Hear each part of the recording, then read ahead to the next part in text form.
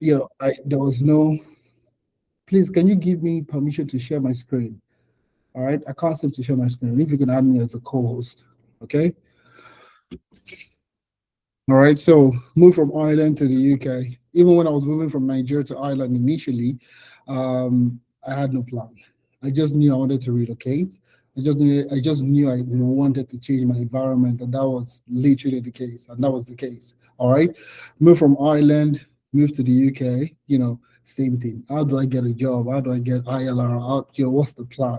All these numbers were in front of me. In terms of what you need to know in order for you to get your ILR. But I never knew practically how I could achieve it. Okay. And just writing on my own experience, that's the reason why we have today's session, writing on the experience of getting started, the hustle. A lot of people just relocate without any core strategy to how do you get the job. Okay, how do you get it? How do you stay in that job? How do you move from one job to the other? How do you live a good life, pending the time you're getting your ILR? Okay, so those are the things that we're going to be discussing today. And you see, a lot of people share so many misinformation. So a lot of people, are in the UK, they can't get a job. They're struggling to get a job. They're struggling to get an interview. They're working in a warehouse. Some people are working in care. And you see, when I moved to the UK, a lot of people were, of the opinion that go do a care job. All right. Do the care job for like 3 years. Do the care job for 5 years. It's just 5 years. 5 years goes by very quickly.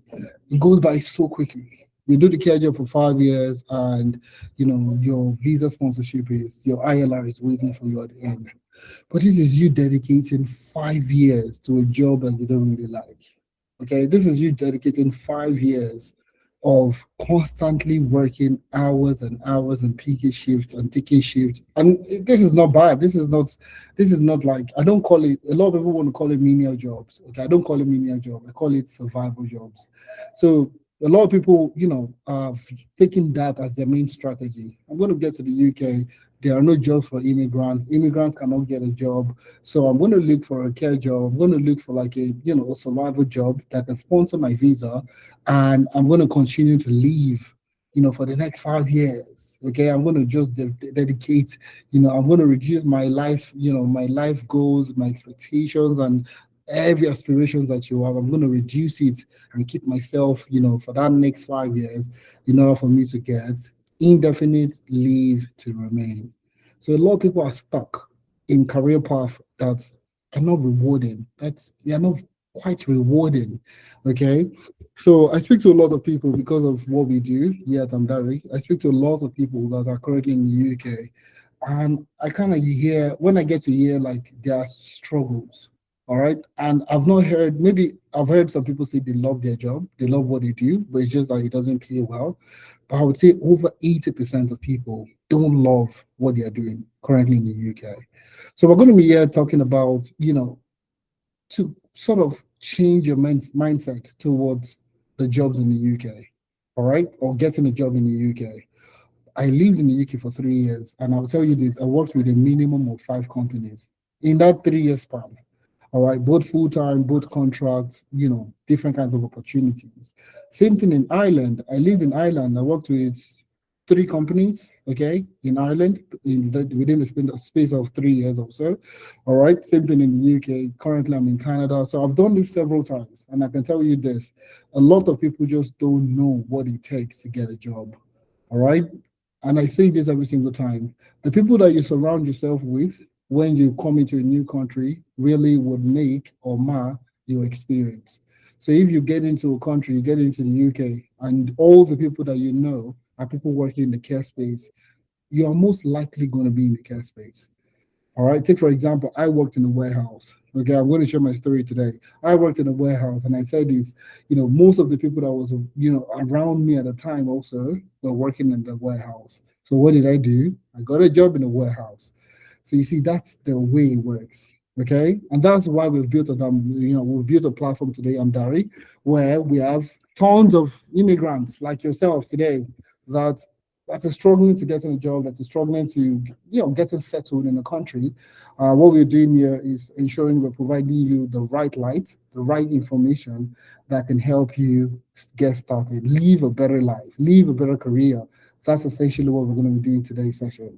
So jumping straight into it. Okay, if you can hear me loud and clear, give me a thumbs up, please. If you can hear me loud and clear, please give me a thumbs up. Awesome, awesome, awesome, awesome. All right, let's jump straight into it. So today we're going to be talking about ILR in plain English, okay? Plain English that you can understand, that I can understand, that you can easily communicate and get to know. We're going to be speaking real English. And if you have any question at the end of the session, please ensure you let me, I'm going to go through the session. I'm going to take a question. I'm going to take questions at the end of the session. So if you have any concerns, any question, please do well to, alleviate or share your concerns, your questions. I'll just take note of it and I'll answer the questions at the end of the session. But if you feel like it's important, you can drop a comment. You can put a comment in the chat, okay? And I'll take a look at it. And if I feel like it's important for me to address at that point in time, I would address it, okay? All right, so jumping straight into it. What are we doing today? All right, we're going to be talking about four critical things, four things that is going to take the next probably ridiculously 45 minutes. It's going to be like a 45 to 60 minutes conversation, so 1 hour. So ridiculously 1 hour conversation. And we're going to be talking about ILR in plain English, okay? You'll get to understand it. Everybody will get to understand it and everybody will live a better life, essentially. So the strategic plan to getting your ILR in 5 years, that's the goal. Either you're skilled, you're unskilled. Today, in today's immigration laws is 5 years. So we don't know what's going to happen next year, okay? We don't know what's going to happen in the next few months, all right? Because they're still currently passing the bill. They're still currently in conversation with a new bill, 10 years, blah, blah, blah. We're going to talk about that, in today's session. So that's not in law yet. Okay, what's the law today is to get your ILR, you need to have worked, you need to have gotten a sponsored job, okay? And I've been working for that company or working in that company or working in that capacity for the next 5 years, okay? Now, you're partly to securing a visa sponsor job within 4 months. Now, this is the path where a lot of people, would need to tell people to come in now, okay? This is the part where you need to tell people to come in, because if you have a friend that is currently looking for a job or you guys are looking for a job and it just feels like you're getting a lot of rejection emails, you're going to, all these things, we're going to be talking about that today, all right? So if you have a friend, a family member, your classmate, your course mate that, you're all looking at getting a job at the moment, okay? Bring them in. Just send the link. It's likely going to take you like 5 seconds to forward the link to them. So forward the link to them. Let them join. Tell them it's happening right now. Okay. They can answer. I'm going to do a Q&A at the end of the session. So please do well to bring them in. We're also going to talk about how the Amdari Work Experience Internship, how it works, and how we guarantee that you get a job. Okay. How we guarantee that you get a job. All right. And last but not the least, we have a limited and special offer for everyone that waits till the end of the session. So if you wait till the end of the session, you will get to hear more about our limited and special offer. I'm excited about this, honestly speaking. I wish there was, going back in time, let's say about 6 years ago, okay, when I was in the UK, I wish somebody did this kind of session for me. Honestly speaking, it's just, I wish somebody did this for me, long story short. So please, if you know somebody that will benefit from today's session, please send it to them. All right. So what are we doing? Simple. These are the 4 things we're going to be discussing for the next 45 minutes. Okay. Then we'll do Q&A and we call it a day. So please, if you have anything that is distracting you, please do away with it. Okay. Please do away with it. Okay, if you're driving, please drive safely. You can just listen to the sound of my voice. If you're cooking, all right, you could just listen in. But at the end of the day, please ensure nothing is distracting you, because what I'm going to be sharing with you is very, very important. All right, so about Amdari, a little bit of brief about Amdari. Amdari is the only platform that guarantees you work experience. So you see a lot of immigrants are coming into the country, coming to the UK, coming to Canada, coming to the US, and one of the major challenges that they would always face is lack of relevant work experience. So somebody has done customer service in Nigeria and has relocated, done their masters in data science and AI, but now they're struggling to get a job because they have no experience in data science. All right. And you see the person starts to struggle. 1 month of application, rejection email, second month, third month, fourth month, fifth month, 6 months. And you see, it feels like it's an unending game because the person lacks that work experience. And the organization that should hire you, okay, to give you that experience is saying that you need experience to get that experience. So it's a wild goose chase in the sense that which one comes first? I should get a job that gets me experience. So I have that experience I can use to get a job. All right. But now a lot of these organizations are looking for you to come with experience. All right. I suffered this. And this was, I'm saying, I was part of the, I suffer, everybody suffers this particular issue. All right. So we built a platform to help people gain experience, relevant experience that they can use in order for them to get a job. So we have a limited number of career paths that we focus on. And I'll tell you the reason why we focus on these 8 career paths. Okay. So we have data analytics, we have business analysis, we have project management, we have data science, we have data engineering, we have SOC, we have cybersecurity. So cybersecurity is divided into 3. We have SOC and threat intelligence, we have cloud and application security, and we have GRC. Now, the reason why we focus on this career path is majorly for sponsorship. Okay, because a lot of immigrants today are not just looking for careers, they're not looking to getting a job and career fulfillment and all the fancy stuff that we have. Most people are looking for just, I need a job that guarantees I get sponsored in the UK. So we've built, we've done a ton of research to figure out 3 things. What career paths are easy to learn? What career paths can you easily get a job? Okay. And last but not the least, what career paths provides you with very good salary? Now, if you're looking at sponsorship in the UK today, salary is a major determinant. It's a major determinant. So you see, what are these 3 things, okay, that you need in order for you to get a job? So that's why we focus on these 8 career paths. I'm still going to delve into it very well so you can see everything I'm talking about, okay? Now, who is this person speaking to me? My name is Ifemena Ipro. I'm Nigerian.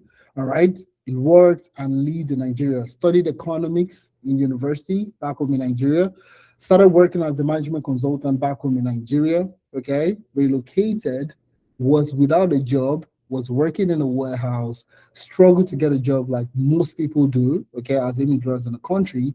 Eventually got my first job, okay, and the question I was asking myself was, why did it take me 2 years to get my first job? Why did it take me 2 years to get my first job? And that was, that was a breaking point for me, And the interesting thing, okay, I did my master's in Ireland, so I had a couple of friends also that couldn't get a job. So I said, okay, do you know what? Let's work with you. Let me work with you. Work with them, work with one person, work with the next person. And I saw that these people were getting jobs. All right. And that's, built Metaphysites into different communities, different platforms that we have today. So I'm the co-founder of Tenalytics. I'm also the co-founder of Amdari. Okay. And combined together, we've helped well over 2,500 people secure their first job in the tech space. We've done this for the last 6 years. I've been doing this for the last 6 years. So when I'm speaking to you, I'm speaking from experience. So I have worked as a data analyst, I've worked as a data scientist, I've worked as a data engineer, I've worked as a Power Platform developer, I've led different, projects for multi-billion dollar companies in the UK, in the US, and so on. So my experience, the reason why I started very small is to let you know that regardless of anywhere you're coming from, okay, you can get a good job. That's what I'm trying to say. So I did my BSc in Nigeria, studied economics, nothing tech related. Started working as a management consultant in Lagos, nothing tech related. Relocated and got my first job as a business intelligence developer. Prior to that, I was working in a warehouse. Okay, so you see, all these experiences I'm sharing with you is to nudge you towards the opportunity that exists within the UK. or within the Canada or within the US. Okay, so you see, that's the thing I want to change your mindset.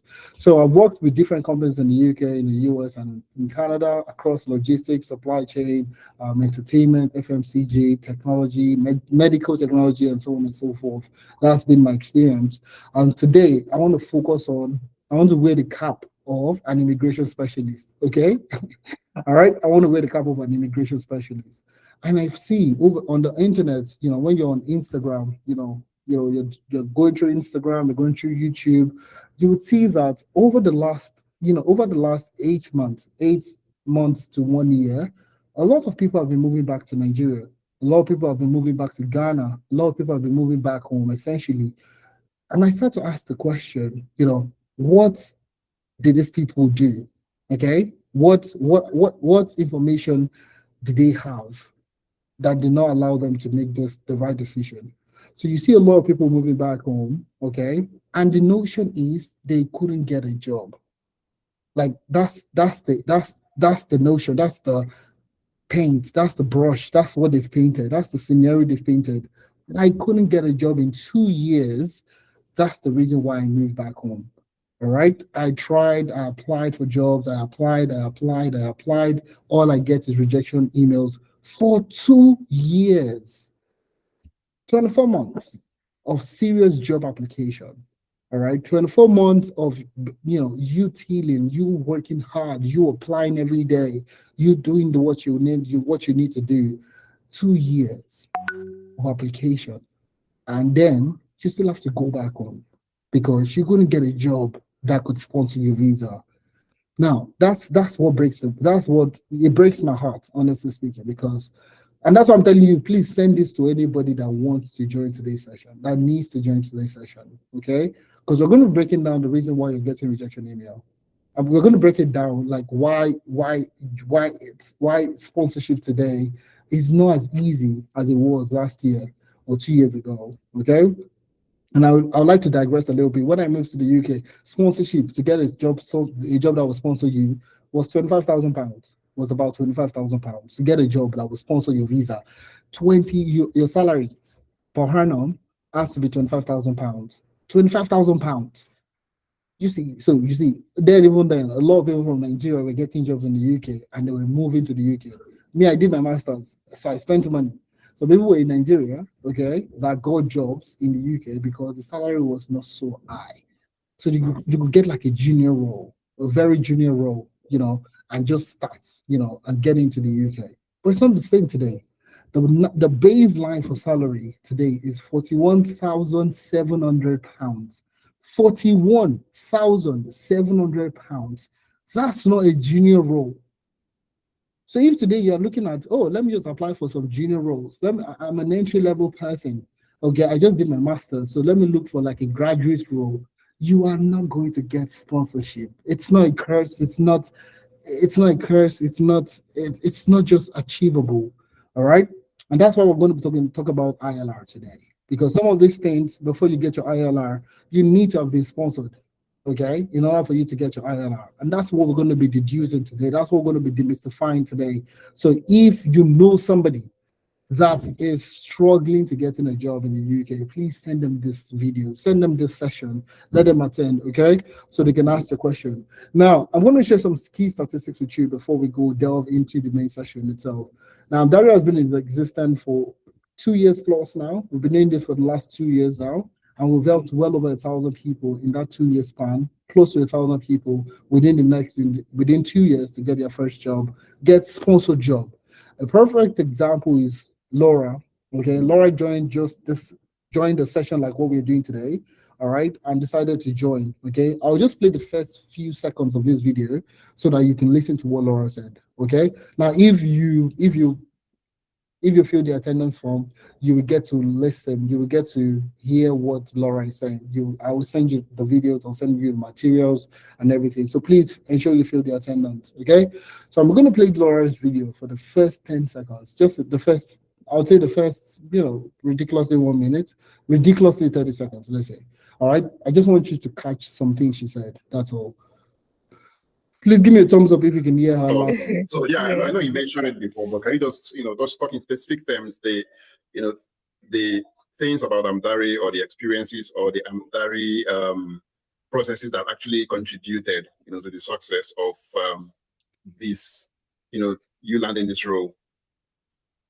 Okay, so when I joined Amdari, I was told that within 2 months of joining Amdari, you're gonna get a job, because I've been having some menial jobs here, and I was like, okay. I wasn't skeptical because I saw the reviews on Instagram before joining Amdari. I was like, let's see how it goes. I wasn't expecting in my wildest dreams that I'm going to land this role within 1 month. I just joined Amdari last month. So this Amdari internship program really helped me, to be very honest. It helped me, and I became very proud of myself. I was able to get some insights into, here in the UK, they would say, oh, it's very difficult for an immigrant to get very lovely jobs, corporate jobs, and all of that. It was very hard to believe. But Amdari helped me see that this is very possible. You can learn whatever you want to. You can get that job. So Amdari has really. All right. So that's somebody. She has done menial jobs, okay? Menial jobs. And, the narration of immigrants is difficult for an immigrant to get a job. Also, she rode with it. I rode with it. I won't lie to you. I rode with that same statement, okay? Because, when you apply for like a month and all you're getting is rejection emails, what do you start to rationalize that, oh, this thing that people are saying, that it's difficult for an immigrant to get a job, you start to believe it, all right? And that's the same thing. That's what we're trying to sort of, the narrative we're trying to change about immigration in the UK.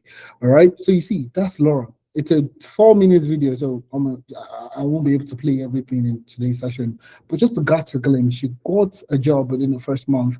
Within a month of going through the program, and you could hear her talking about how proud she is about herself. She got a job with the NHS, working as a document control, in document control.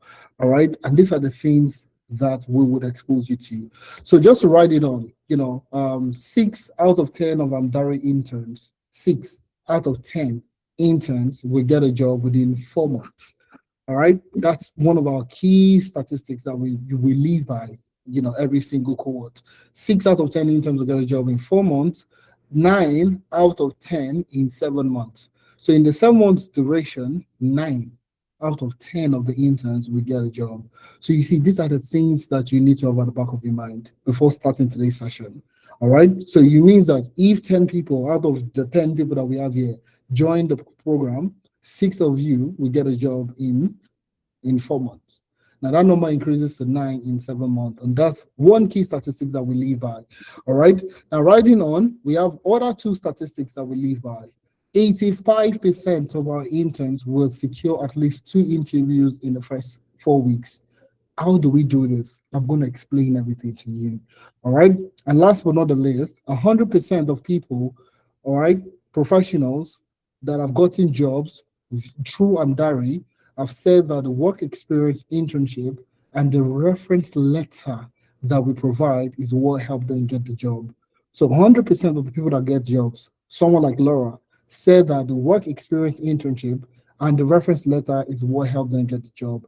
So the reason why I'm saying this is not just for us to brag, for me to brag about our success, but for you to listen. This is not bragging. This is just me trying to get you to listen. So to tell you that what we're talking about in today's session is it's not just statistics, it's not just numbers. These are real things that you need to prioritize if you're looking at getting a job in the UK this year. These are the things you need to prioritize. All right. So please, if you feel this attendance sheet, you get access to the materials, the recording of the session, so you can play this back anytime, as many times as you want. Okay. So you see, 90% of immigrants that relocate, today do it without a plan. I did the same thing. I just wanted to leave the country. I just felt like it's going to be easier for me outside the country. So let me just relocate.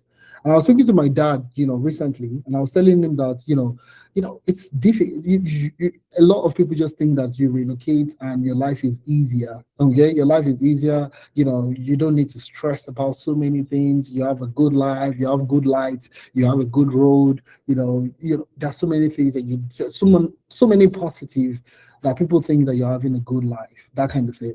And you see, 90% of immigrants today relocate without a plan.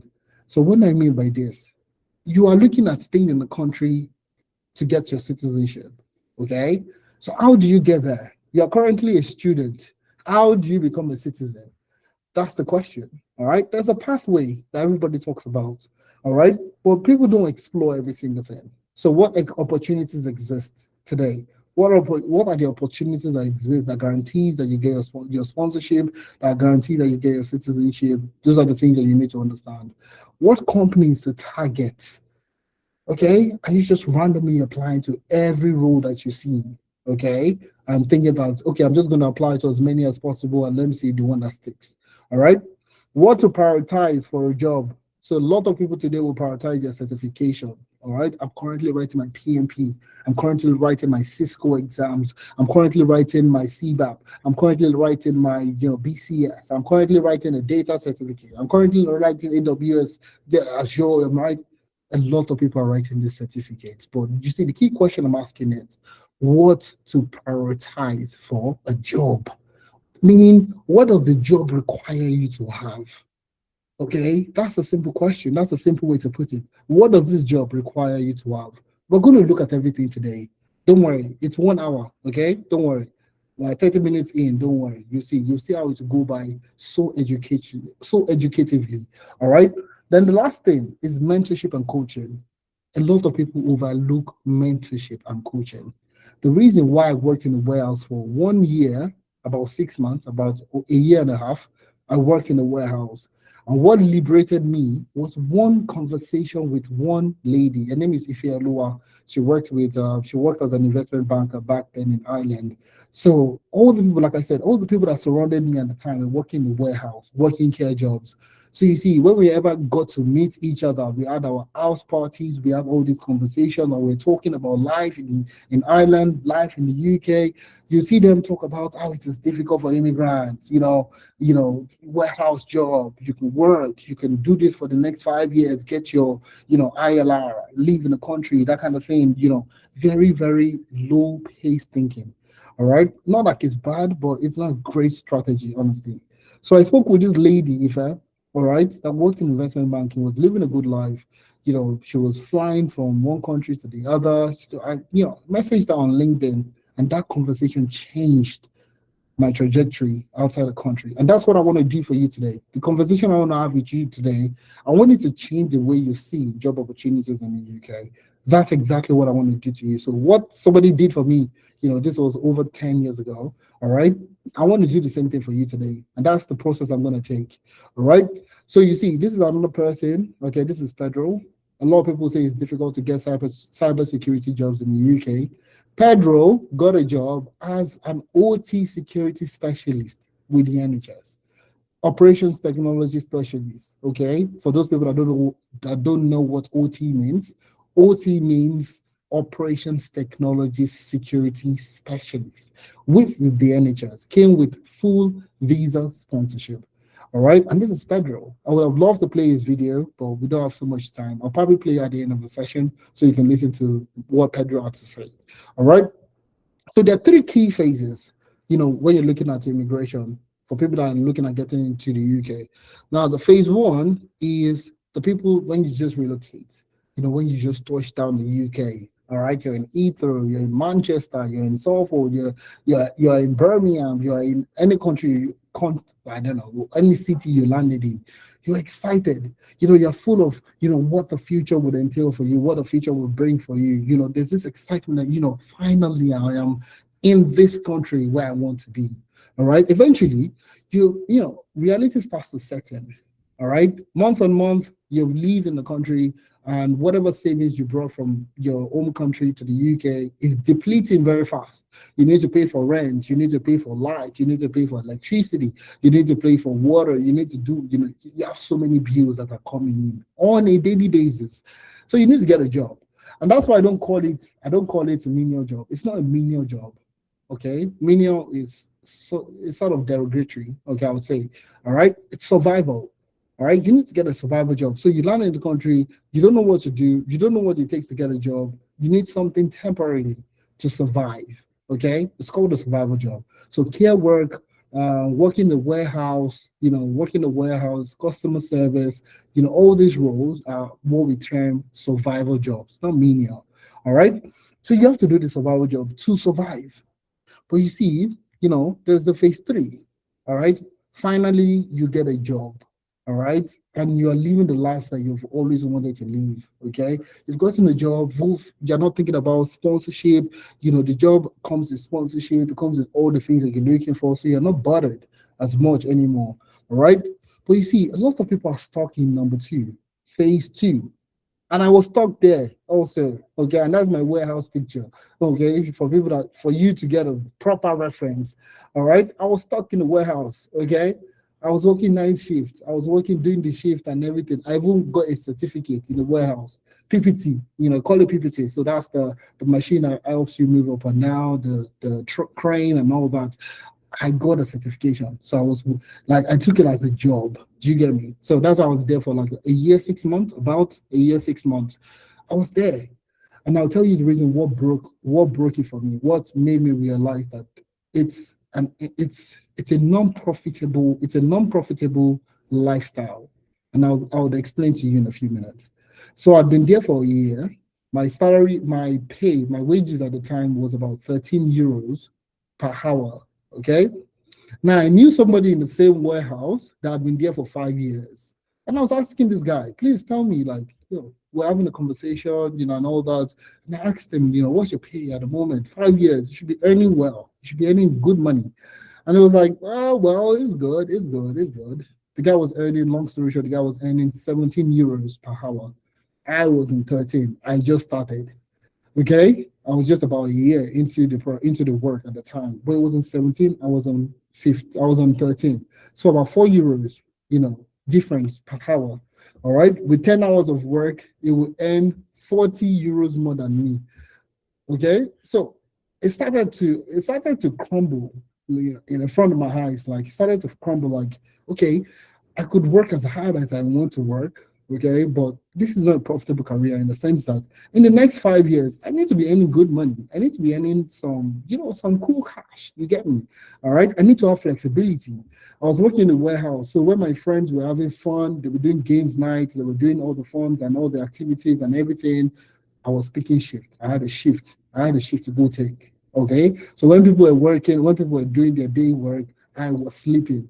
All right. When people were having fun in the evening, I was going to work. So it didn't look like a good life to me. It didn't feel like a good life. I was making good, reasonable money at the time. Then I was working crazy hours, okay? And I was earning like 1,000 euros per week. But I didn't get the feeling like I was living a life. Like, it didn't feel like I was living life, if you understand what I mean.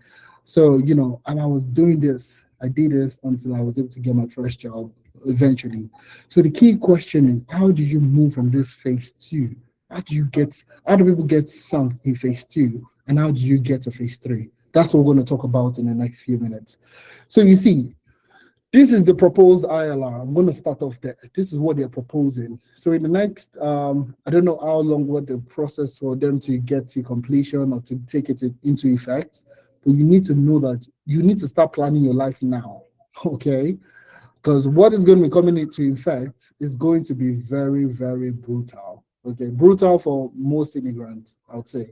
All right. And the number one thing you need to take note about the new ILR, indefinite leave to remain, the proposed process for ILR, they're going to be switching it from 5 years. Okay. So normally you get a sponsor job, you do the sponsor job for 5 years. Okay. And then you get your ILR. Okay, or you live in the country for 5 years, you get your ILR. That's exactly the point. Okay, the current automatic system path, okay, where immigrants qualify after 5 years is going to change. From 5 years, it increases to 10 years. So you have to wait 10 years in order for you to get your ILR, not citizenship. ILR, indefinite leave to remain. All right. Then number two, settlement will no longer be based on how long you spent in the UK. All right. So, but I'll look at the current process so you get to understand what I mean by that. So currently, the current process is you need to have lived in the country for the full calendar year. You shouldn't have left for 180 days. I think it's about 180 days. I'm going to explain that in a few minutes. So essentially, the proposed ILR structure is saying that it's not going to be based on how long you stay in the UK anymore. So you could be there for 10 years and you might not still qualify. Do you know how brutal that is? So you might be in a country, okay, for 10 years, and you might still not qualify. So it's not based on how long you spend in the UK. All right. The 4 core pillars they're going to be focusing on is character, integration, contribution, and residence. Now, what does this mean? What does these 4 pillars, what do they mean? Anyways, you can click on this document. There's this web page that I think I found very useful, when doing my research for this session. So if you feel the attendance, I'm going to send all these links, all this stuff to you so that you know exactly what you need to learn, okay? So if you feel the attendance is in the chat section. Just go to the chat, okay, and click on attendance. You'll see it's welcome everybody. Welcome to another insightful session. Kindly fill out the attendance form to get access to the resources. So just click the form, fill the form, put in your right email. We'll send you the links, the videos, everything from the session. You'll be getting everything. All right. So you see, ILR earned settlement is earned. You have to work for it. Okay. You have to work for this settlement. That's what they're trying to say. So like I said, it's based on these 4 pillars. And even take a look at this now. I'm going to scroll down to where we have the pillars. Well, I mean, even if it's a long document that talks about every single thing that you need. All right. So they are talking about 4 things: character, integration, contribution, and residence. Now, when they talk about character, what does it mean? Basically, it's talking about you meeting a strict suitable criteria, okay, which you are talking about: no criminal convictions, no immigration breaches, no outstanding NHS taxes or government debts. So you're paying your taxes on time. You have no medical bills to pay. You have no immigration breach. You are not meant to go out of the country. You went out of the country. You are meant to stamp your passport. You didn't stamp your passport. You're not supposed to travel to a country. You travel to the country. So no immigration breaches, no criminal convictions. Character-wise, you are good. Okay. Now, in terms of integration, applicants need to take the English test. Okay, the English test. You need to take the English test. Okay, that's the first thing. Number 2, you also need to pass the life in the UK test. All right, that's the life in the UK test that everybody would usually take. You have to pass that take also. All right. Now, when you're talking about contribution, okay, the new system, is looking at, it places heavy emphasis on economic contribution. All right. Now, this, like I said, it is earned settlement, in the sense that if you pay a lot in taxes, they might reduce your 10 years to 8 years. All right. If you're contributing so much, in taxes, in taxpayers' money, all right, you can get a reduction in your time to ILR. So that's why they call it earned. You need to earn it. Okay. So you see, it's very, very interesting. It's very, very interesting. So you see, they're moving from the current process, okay, where you need to stay in the country, you need to, the baseline salary is there and so on and so forth. But they've moved it to an earning, very heavy on earning. All right. So those are the things you need to have at the back of your mind.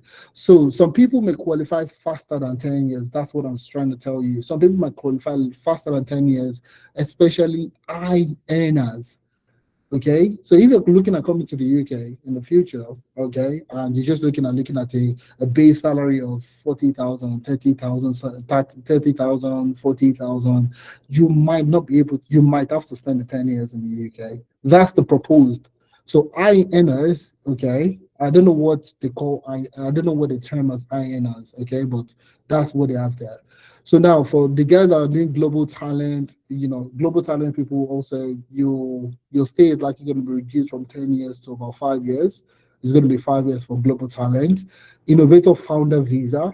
So innovators, entrepreneurs, and so on that have that visa time, it's also going to be reduced to 5 years. Okay. What else? Public service workers and so on and so forth would likely be reduced to 5 years, depending.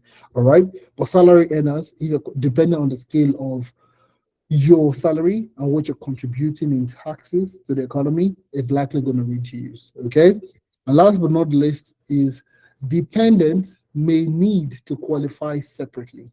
So just because my husband or your wife or somebody within your family member gets sponsorship, It doesn't automatically just ride into you because you are married to the person.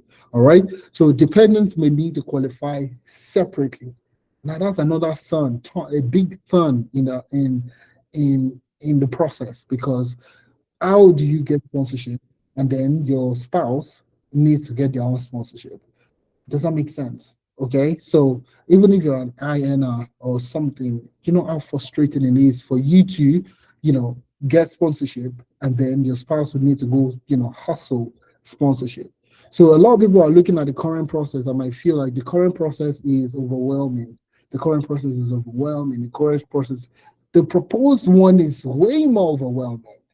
Okay, the proposed one is a lot more overwhelming.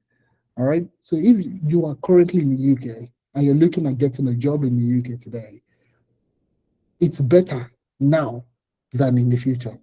Okay. So right now, today is the time that you need to make a decision. What do I do now? Not next week, not next month, not in 2 months' time.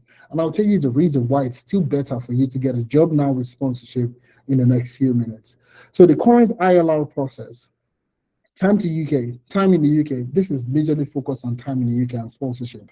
So 5 years of continuous lawful residence on a qualifying route. So skilled worker visa, for example, all right, you have that, okay, and you hold it for 5 years, or your time span in the UK is 5 years. That's perfect. That's absolutely perfect. Okay, all right. So you would need to have also stayed in the UK. All right. You should have been in the UK when you take out your days of leaving and coming out, 180 days spent outside the UK in 12 months. Okay. So you need to be in the country, just stay in the country. Long story short, 100, I don't know, why would you want to leave for 180 days? I don't know. But anyways, if you have to find yourself outside the country, please spend less than 180 days. That's what is stated. All right. So for these also, you need to pass the English test, eligibility and character. So obviously you shouldn't be caught in unwanted places, no criminal convictions, and so on and so forth. That's still like a given. All right. Then the application process is quite straightforward. Honestly speaking, once you've even gotten it, you could apply for, you see it here, you can apply up to 28 days before your qualifying date. So this is for ILR, not for sponsorship. All right. So even before the dates in which you're going to be qualified for it, you could apply 28 days before the qualifying days. All right. So, and you have to pay £3,200, £226 in application fees, no IHS, no health surcharge. So you just need to pay £3,226 to qualify for ILR. Okay. So eligibility and character meets the route specific condition, the skilled worker visa salary threshold at application, pass the suitability checks, no upspent convictions, and I've mentioned all this already. So for the current ILR process, it's a bit straightforward. The only problem people have today, can anybody guess what's the current process? What's the current hindrance to the current ILR process? For most people today, if you want to guess, let me see. What's the major issue you're facing to getting your ILR today? I want you to comment. Put it in the comment. Let me see. Put it in the comment. What would be the major challenge people have today? What would you say will be the number one problem people have today? Let me see. Let me see if anybody can guess. Anybody can guess. I mean, you guys, it should be easy for you to know, honestly speaking. What would be the major hindrance? Getting a sponsor job with a salary threshold. This is brilliant. The first answer is the right answer. So you see, the process for ILR today is not as complicated. It's not complicated. It didn't even change. So 5 years ago, when I moved to the UK, it was the same process.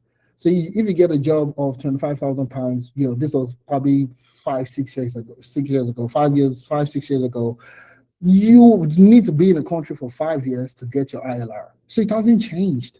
Nothing has changed. The ILR process from 5-10 years ago is the same as at today. Okay, it's the same as at today. The proposed one is not in effect. Okay, it's not in effect. It's in Parliament. They're having discussions about it. They're doing that deliberations, but that's not what is in effect today.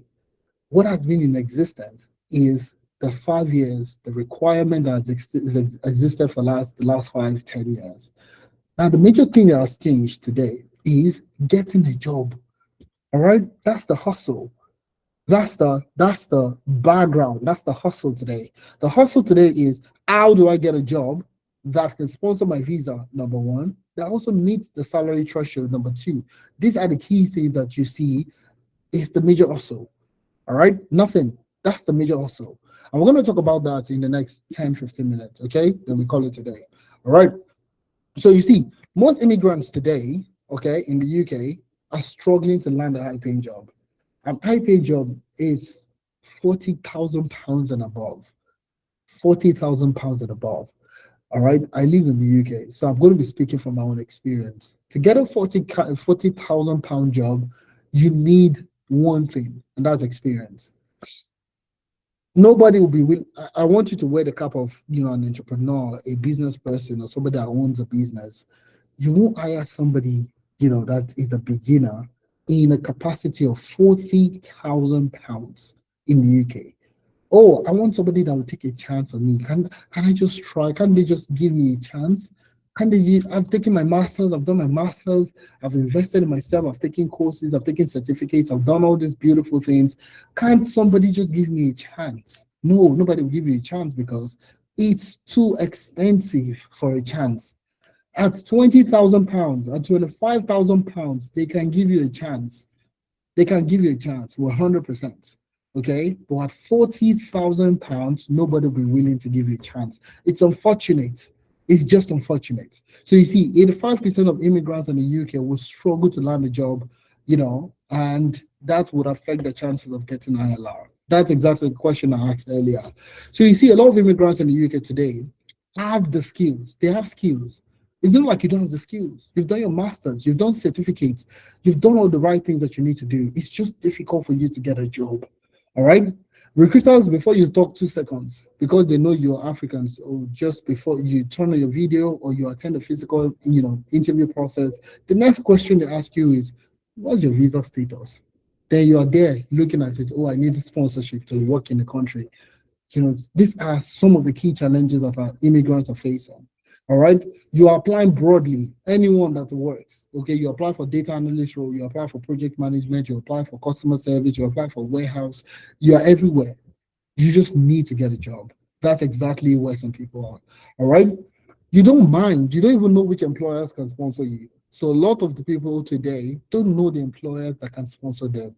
So they go to job boards, they go to LinkedIn, they go to read.co.uk, they go to CV Library, they apply, and all they get is rejection emails. All right. And last but not the least, you can't seem to crack the UK public sector hiring process. That's a major hustle for most people, because if you're looking at sponsorship in the UK, you need to target public sector. Okay, you need to target the public sector, and that's something we're going to talk about briefly today. So now, the brutal truth about UK sponsorship in 2026. This is brutal. And when I say brutal, it's in the sense that you need to know that it's not as simple as it is. And I say this in every of my sessions. It is difficult, doesn't mean it is impossible. Okay, I'll repeat myself. Okay, it is difficult, doesn't mean it is impossible. Now, in the last 6 months of just being in Amdari, just 6 months of this year, so from January to date, okay, I'll tell you this, we've gotten quite a number of people that have gotten sponsorship in that 6 months duration, more than we've even gotten from last year in the last 6 months. How is that feasible? All right. So like I said, it is hard, doesn't mean it is impossible. Now, these are the brutal truths that you should have at the back of your mind. Please don't say you're looking for a graduate level job. Okay. Oh, I know a graduate level job is 30-something thousand, 35,000, 38,000 pounds. I can tell you for free, those graduate level jobs don't exist. There's graduate level jobs at 35,000, 38,000 pounds don't exist. So you see, that's why we put it. That's why I put it as a salary floor. Okay, the baseline you need to work with is 41,700 pounds. So if you're looking for a job today, you need to focus on this number, 41,700. 41,700 is what you should be looking for if you're looking at sponsorship in the UK today. And now for 41,700, All right. What type of job will give me this kind of salary? That's the kind of question you need to be asking yourself.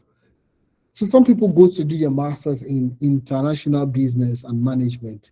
What type of job needs for international management and international relations that gets you 41,700 salary? All right. Some people do their masters in data science, but they've never done anything in data science before. So they just hope that when they finish their masters, somebody will be willing to give them salary of 41,700. Or some people that did their masters in project management. Okay. Oh, I just have my masters. I have my PMP. I have my Prince 2 certificate. Is that enough for somebody to give you a salary of 41,700? We'll look at that in a few minutes. Number two, RQF6. This one, everybody in Nigeria has it. Anybody that comes from Nigeria to the UK probably most likely has this, because most people are usually coming for their masters or BSc. So basically, it's degree level. RQF6, you need to have an RQF6, a level. The role should have a minimum of RQF level 6, which means the role should be at least, should require a degree. Okay, so that one, I feel like that's an insult to every African in the UK.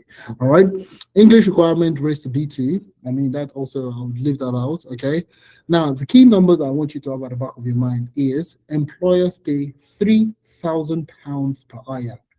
£3,000 plus. It could be more, it could be slightly lesser, but they pay about £3,000 per hire. So you see, for a company to hire you and sponsor your visa, they need to take into consideration the cost of £3,000. Now I broke this down in a few slides, and I'm going to bring it down to you. I broke that £3,000. I broke it down so you see what the employer is going to spend on you to get sponsored. Okay, so some of you think it's a multi-billion-dollar company now. Why can't they just take out the money and just pay for me quick? It doesn't work that way. It's not as simple as that. So if they hire you, do you know how many other people they can hire too? Do you know how many people they sponsor their visa in the last 6 months and last 8 months? Those are the things you have at the back of your mind. All right. Now, what employers actually evaluate before sponsoring? Number one is, can you do the job from day one? So when you look at the job description, ask yourself this question: can I do this job from day one? Like, if they hire me on this role today, would I be able to do it? All right, would I be able to hit the ground running? Okay, just like our president. Can I hit the ground running? That's exactly what you need to ask yourself. Number two, will the Home Office approve this? Basically, can this job be sponsored? Can this job title be sponsored? Is this on the list of roles that can be sponsored in the UK? That's something you should have at the back of your mind.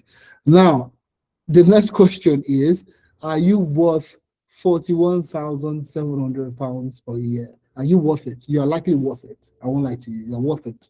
Okay, but like, your resume, does it communicate 41,700? When you go for an interview and they ask you, tell me about yourself, or they ask you scenario-based question, does your answer, does it speak 41,700? Okay? Take, for example, you go for an interview and you don't know how to answer tell me about yourself question.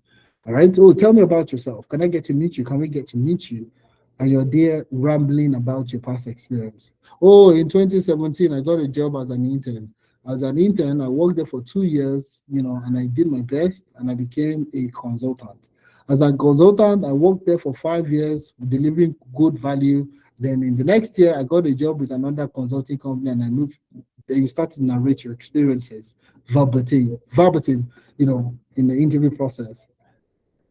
You're likely not telling a good story about yourself. Okay, so the key question you need to ask yourself is, are you worth £41,700 per year? You're worth it. I can tell you that you're worth it.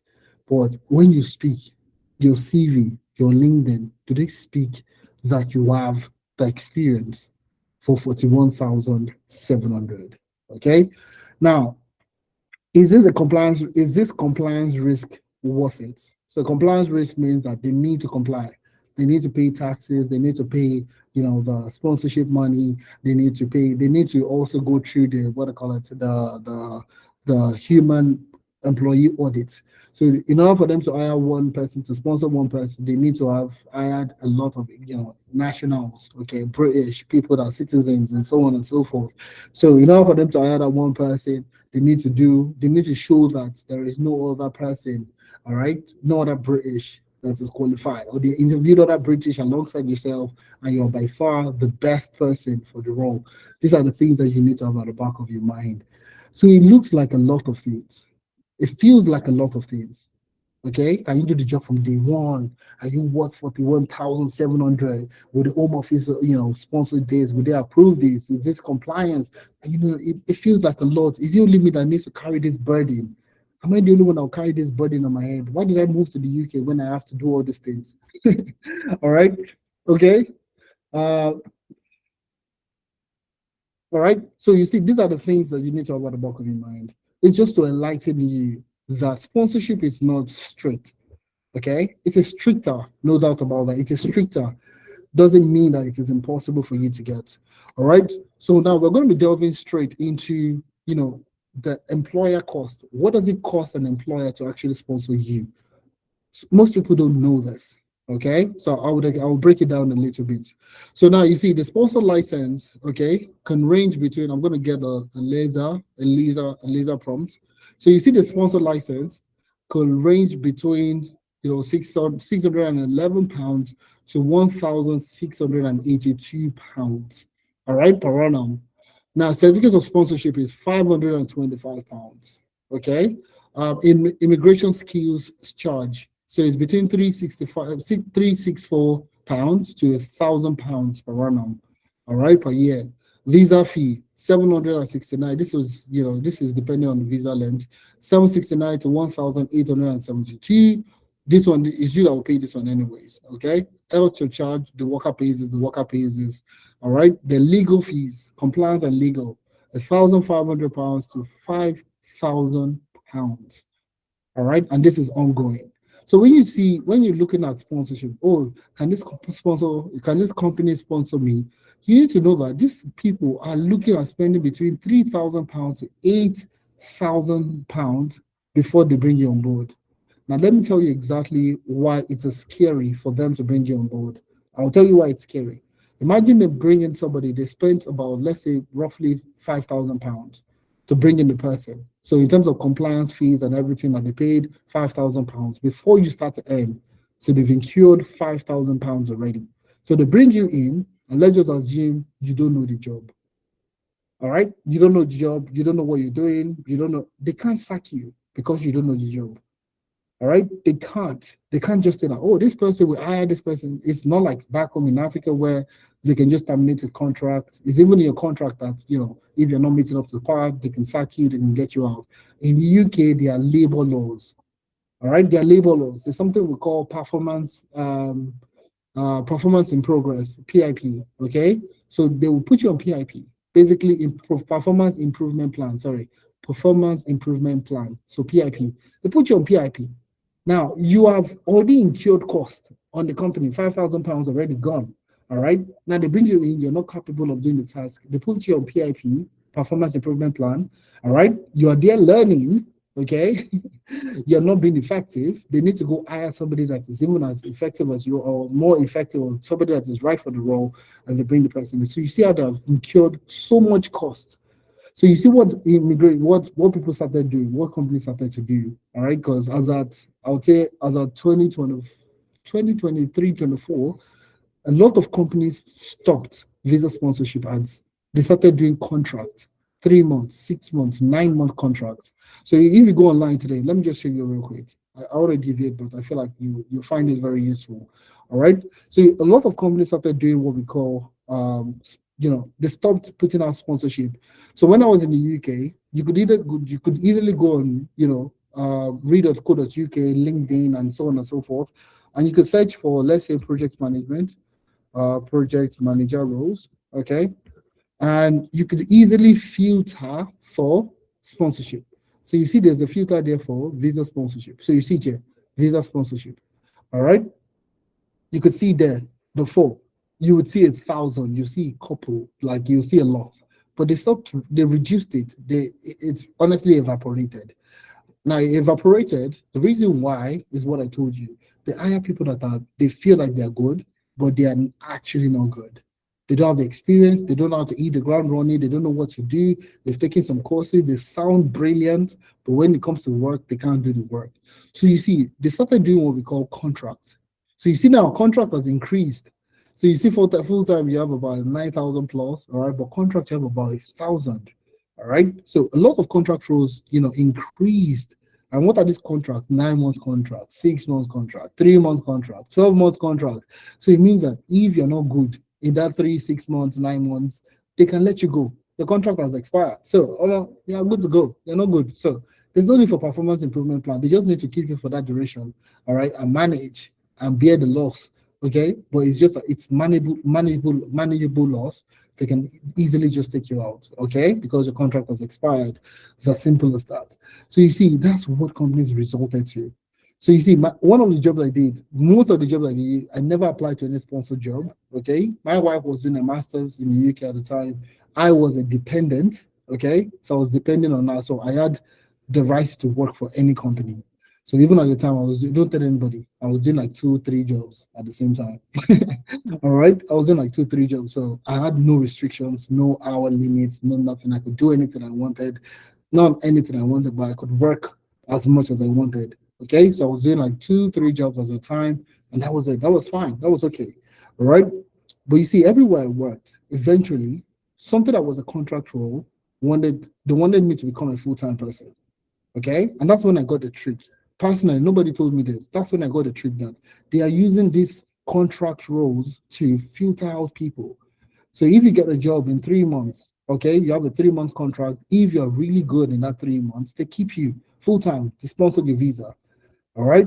It's a key strategy, all right, that these employers are using also. So you see, ILR is impossible today without one thing. For most people that are in the UK, you just did your master's last year, this year, you're going to finish this year, you're going to finish next year, whatever the case might be. ILR is impossible without one thing, and that is a sponsored job offer. So today, you can't talk about ILR, okay? 5 years, I need to be country for 5 years, blah, blah, blah, blah, blah, without talking about a sponsored job offer. So a lot of people have resorted to care. But what did they do? In the last 1 year, last year, visa sponsorship for care work was in the hundreds of thousands. Okay, was in the hundreds of thousands, sponsorship for care work. This year, it's less than 2,000. Less than 2,000. So people are not getting sponsored on care visa anymore. So you see, they want you to go and get a sponsored job. They need you to go and get an actual sponsored job offer. Get it? Is it difficult? It is difficult. But is it impossible? It is not impossible. It is difficult, but not impossible. So you need to get a sponsored job. So ILR today, in the next 5 years, you need a sponsored job today. You need a sponsored job, essentially, to get the ILR you're looking for. All right? So when we're talking about ILR, when you're talking about getting a sponsored job, you need to be looking at the right career. You need to be looking at the right career. So I'm talking about avoid reliance on degrees and certificates. I have a certificate, I have not been able to get a job. I did my master's, I've not been able to get a job.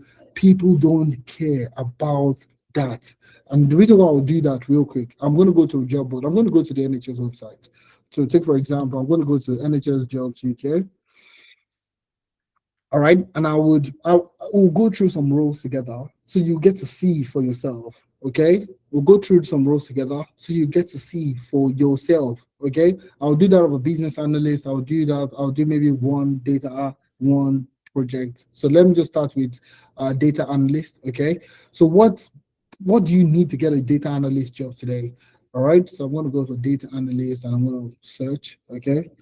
Now, so data analyst, I'm going to take a look at this, okay? I'm just going to take a look at the first one I have here, okay? Now, take a look at this.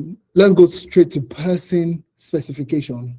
Person specification. So you see, qualification, essential, educated to diploma level, not degree, not to degree level, in a relevant subject or equivalent.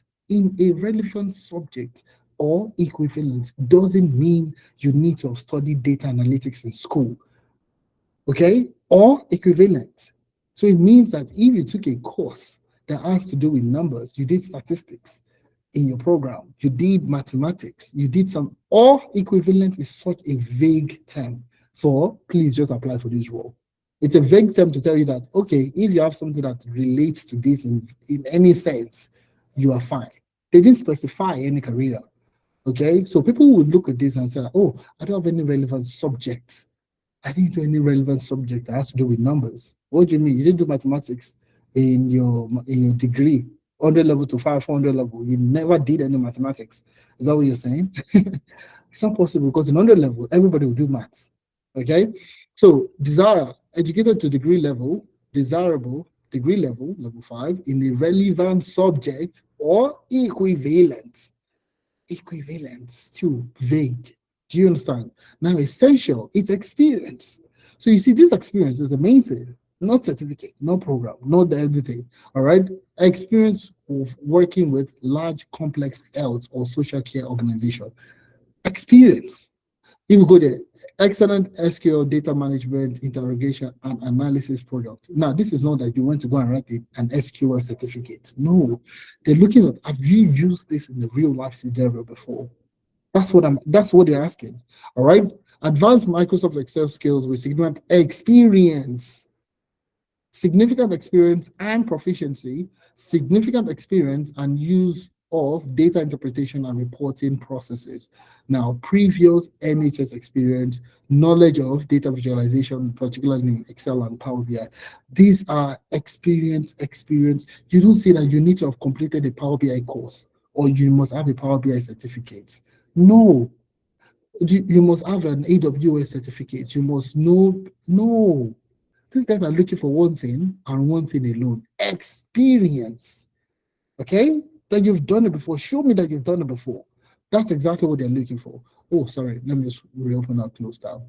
The reason I'm going with the NHS today is because most people are looking for jobs, are looking for sponsored job. The NHS is one of the best places where you can get, sponsored jobs. All right. Now let's take a look at another role. Okay, we're looking at. I can't do for everyone at the same time, but let's take a look at the business analyst this time around. Okay, business analyst. And I'll look for a business analyst. So this is business intelligence, business coordination analyst. I'm looking at this is an ERP business change analyst. Let's take a look at this one. All right, this is a pretty decent role. ERP, enterprise resource. That's EPR. So this is EPR. So EPR is electronic patient record. Okay, so electronic patient record business change analyst. Now, most of you will want to say that, oh, I don't have electronic patient record experience. I've not used it before.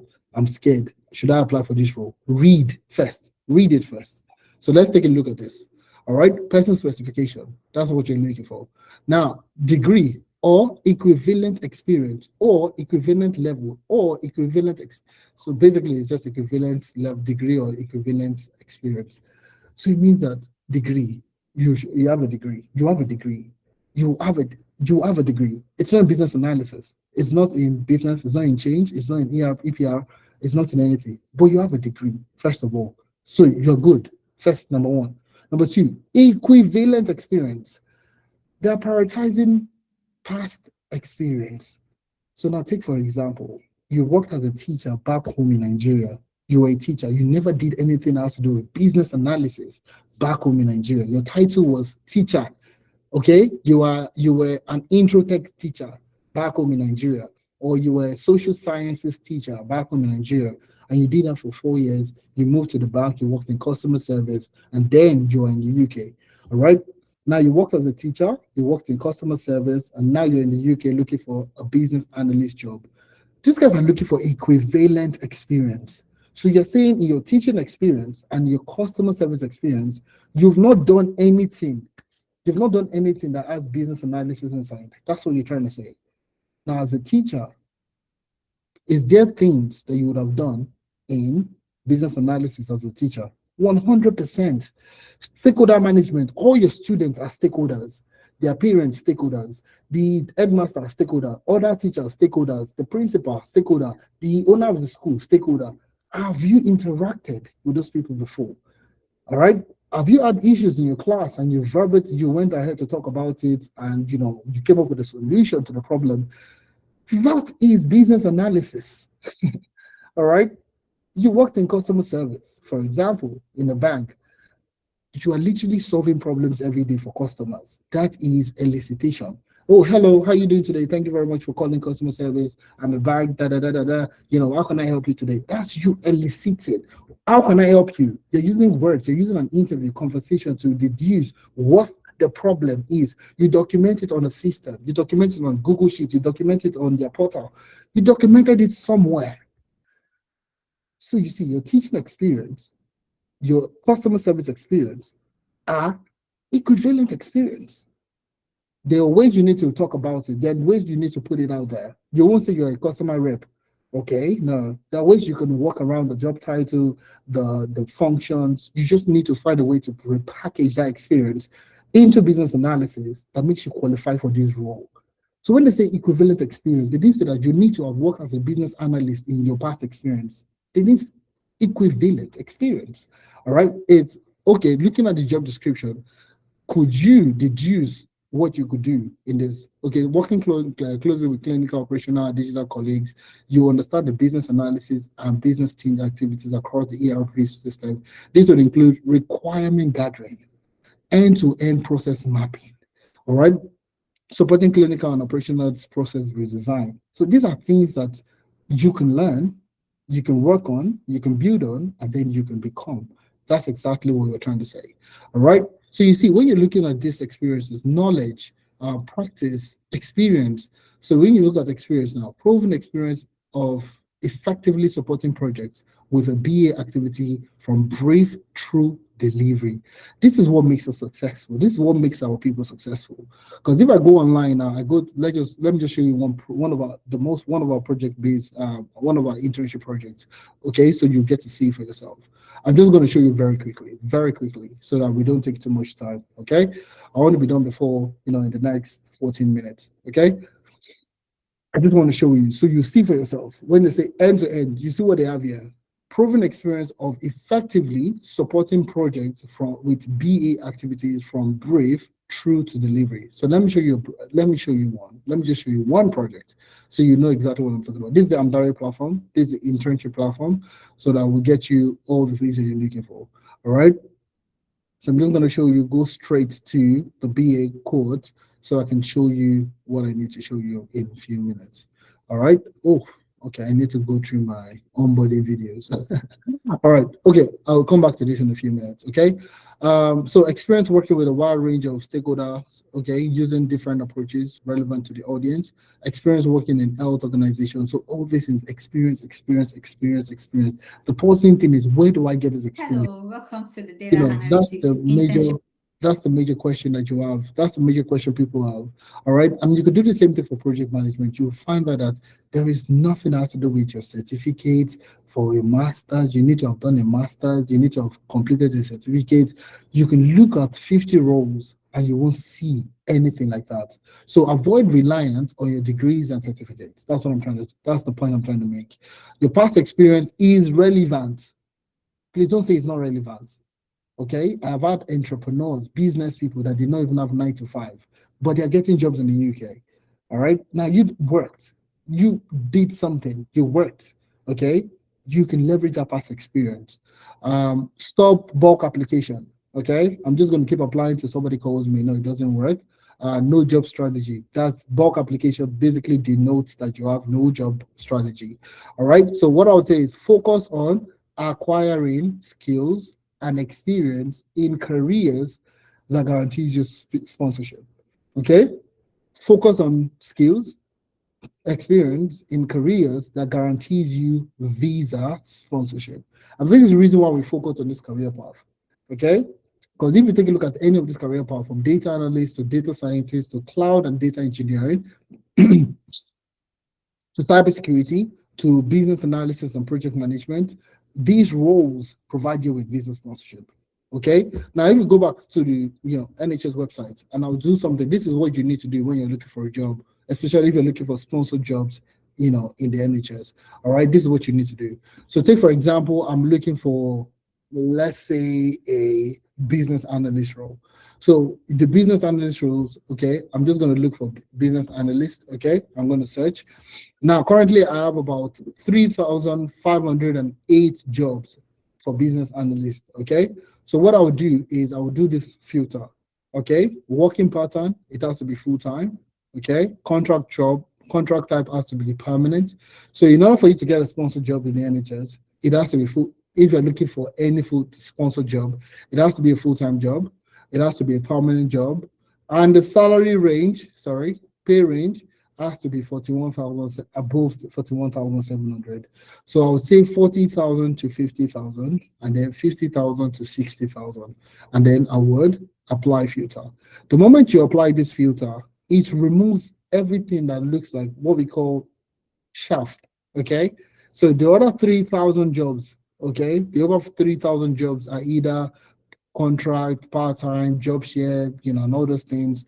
They are not full-time, they're not permanent, and the salary range is below 40,000. That's what it means. It's below 40,000. So what I'm going to focus on is the one that can guarantee me sponsorship. Now, there's a senior business analyst, financial planning and delivery. Beautiful. This is 50,000 to 57,000 pounds per annum. If you take a look at this, you will see that there is nothing that has to do with you have to have a BCS or you have to have a BCBAP or anything like that. Let's go to the person specification.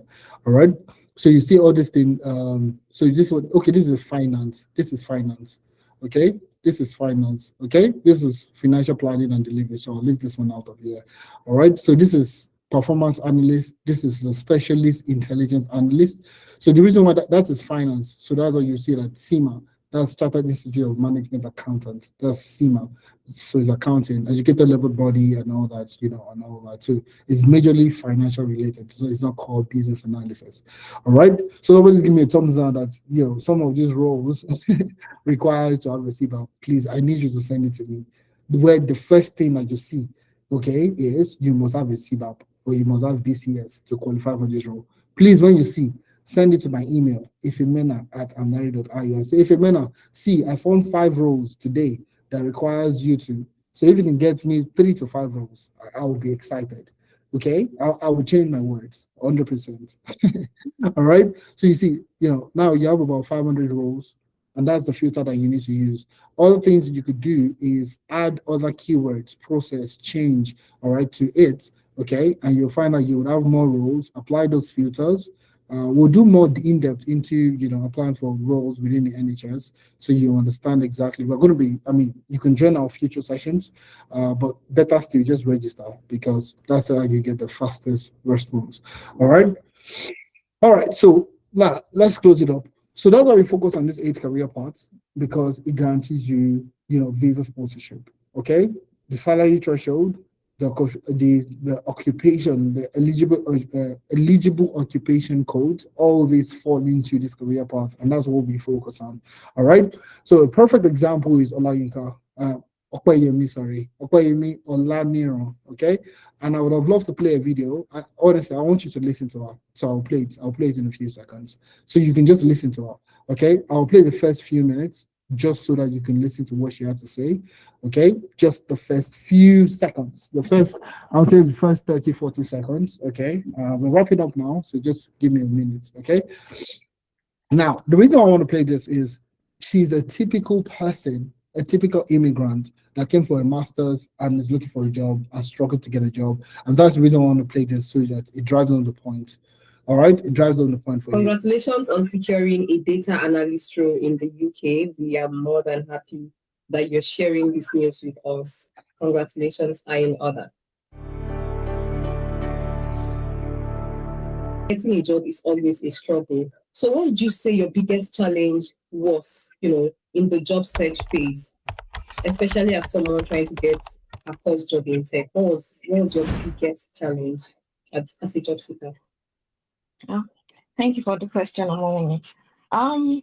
Actually, I didn't transition into tech. I've been in tech. I have my BSc in computer science. And then I came to the UK for my master's in data science and analytics. I graduated with distinction, and you will think like, okay, after graduation, you will get the job. Yeah. Application upon application. Yeah.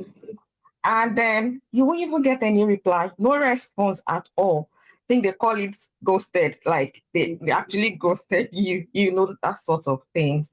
And then you just want to, even after spending a lot on masters, you are just trying to keep on upskilling yourself, because in the tech space, if you close your eyes, by the time you open it, the world is far, far ahead of you. So you have to keep on upgrading yourself, keep on being on the top of you again. Yeah, so Amdari, like I told a friend of mine few weeks ago, that one of the best decisions I made this year is Amdari. All right. So you see, that's a typical user, a typical immigrant in the UK. Looking for a job, completed, did the best thing you can, complete your master's, struggle to get a job, cannot get a job, frustration sets in, and you don't know what you need to do. That's essentially what, Okoyemi did. Joined the program, joined the internship, and eventually she was able to get a job. And now she's not, she doesn't have to join sessions like this anymore. She has a job. Other things she'll be looking at will be other things that will bother her. But these are the kind of things that we do for immigrants in the UK. So having the right salary, working the right work experience. If you're looking for a salary of 41,700, you need to be experienced. You need to have experience. That's something you should have at the back of your mind. Nobody will hire you if nobody would hire a salary at the threshold of 41,700. Nobody will hire any beginner in that kind of capacity. And that's something you need to understand, you need to live with. All right. So last but not the least, the job application strategy. So this is where we come in to help you to get a job. So we have, apart from the work experience internship, we have a partnership with CV Matchly AI, okay, which is an AI Chrome extension that allows you analyze your CV against the job description. So take, for example, let's take a look at, let's look for a business and this is a change manager. So I'll take a look at this. I have a business analyst CV. I want to apply for this job. I need to revamp. I need my supporting statement. I need a couple of things in order for me to apply for this role. So let me just quickly log in. So this is CV Matchly. Okay. It's a Google Chrome extension that allows you to tailor your resume to the role itself. Okay. So I'm going to do that in the next. Okay. I'm going to show you what we do. So you need your supporting statement. You need all this information in order for you to apply for this role. And it's so beautiful to use. You don't have to copy and paste anything. You don't have to do anything.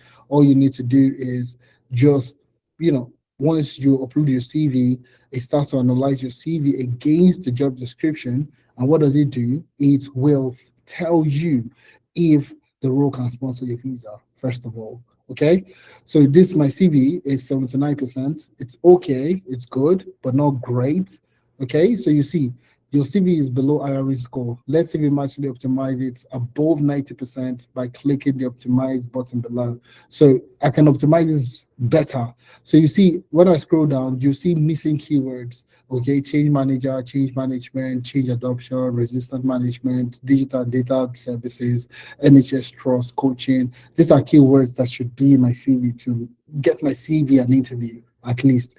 All right. So match keyword, project manager, agile, Prince 2, stakeholder management, change cloud, change control, healthcare, process improvement, and so on and so forth. These are words that are in my CV, but I have so many missing keywords. In total, I have about 17 keywords that should be on my CV.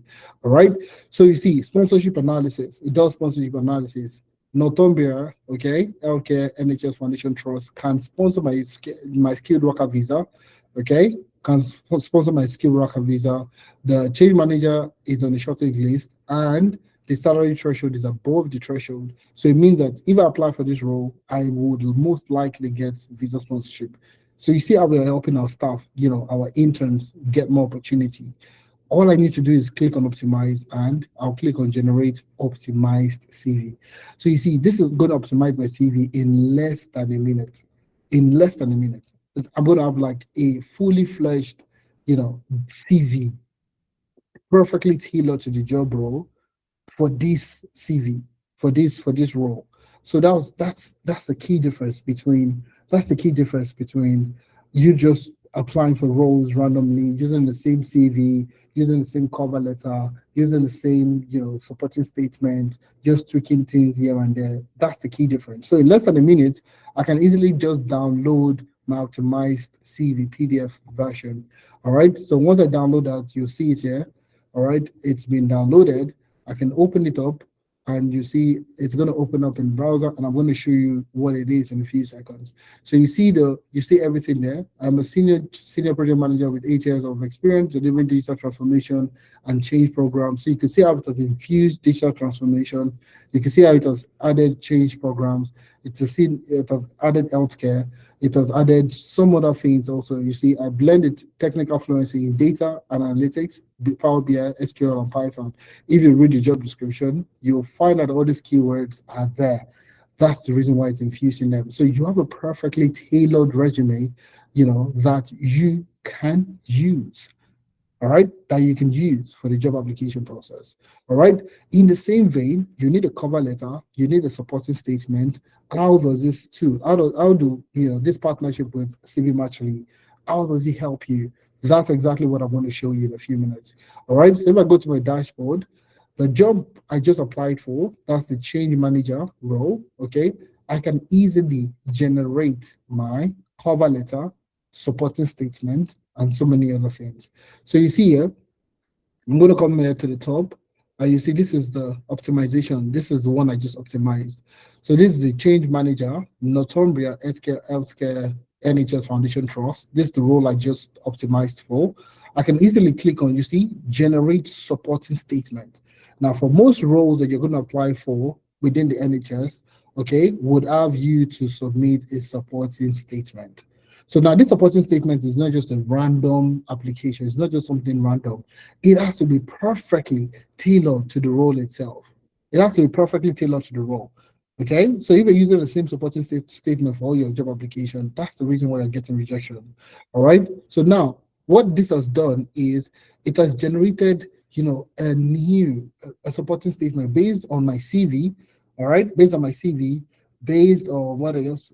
Based on the job description, based on my CV, based on the NHS core values, it would have me detailed out a supporting statement that is perfectly tailored to the role of the NHS. Okay, so you don't have to be worrying, how do I write this? So you can see it here. I'm an experienced project manager and change manager with over 8 years of track records of delivering complex digital transformation projects, healthcare, and everything that you're looking for. Everything verbatim, has been designed for you in a beautiful written statement that is perfectly tailored to the role, perfectly tailored to the NHS core values and all the things that you're looking for.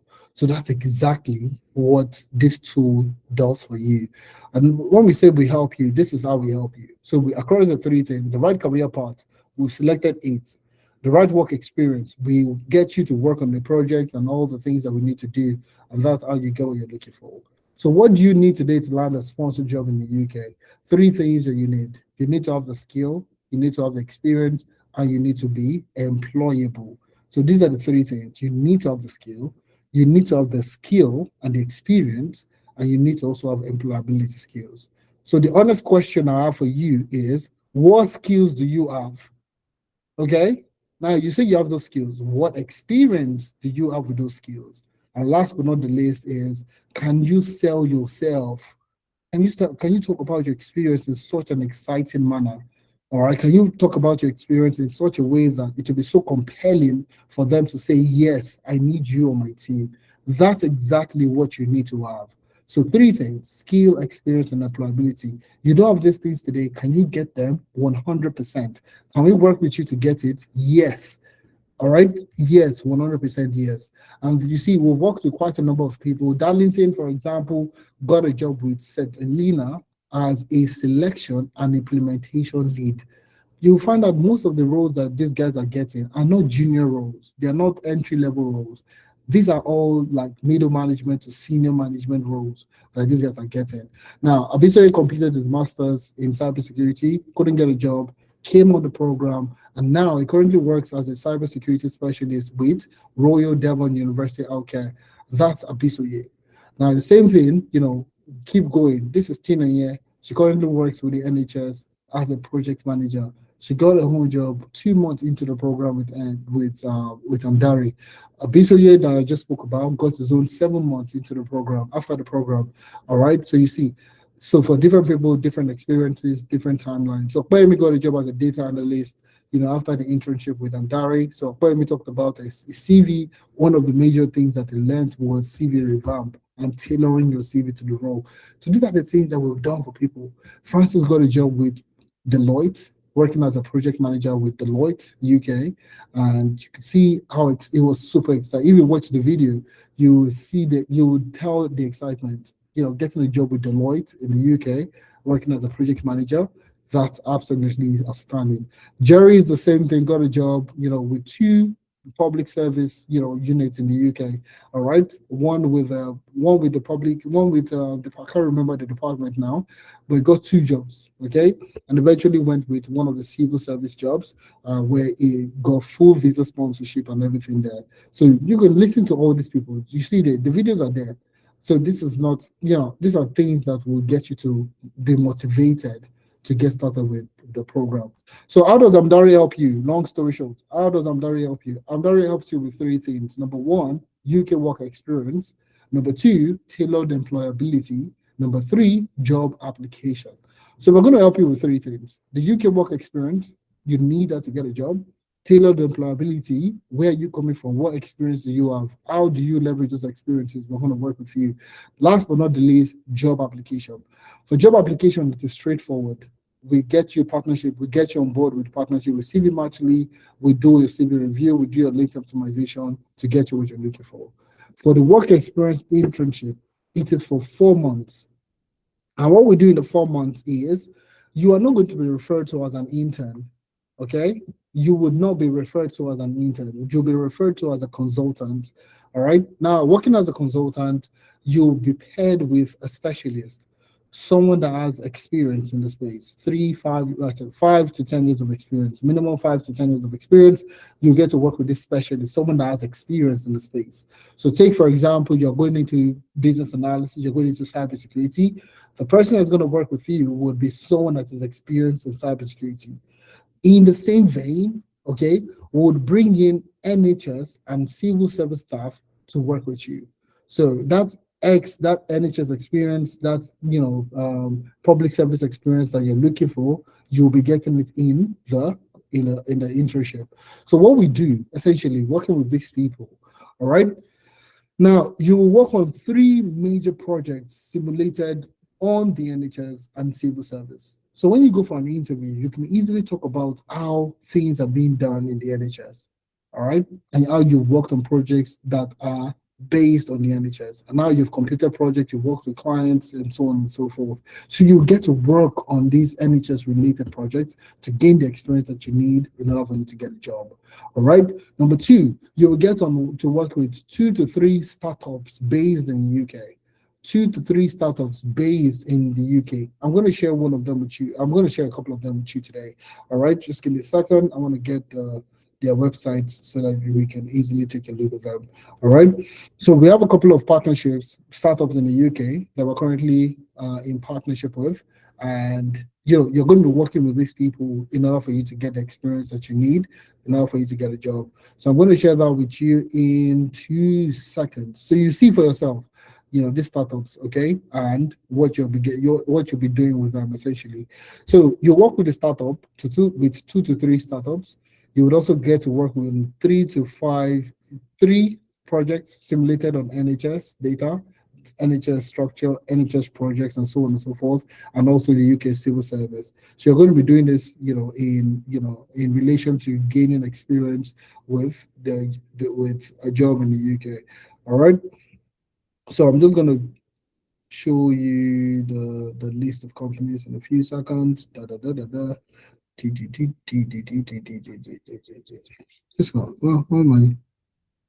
Where are these?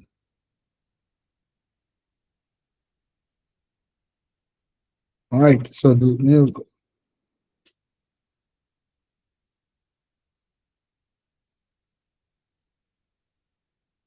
Okay.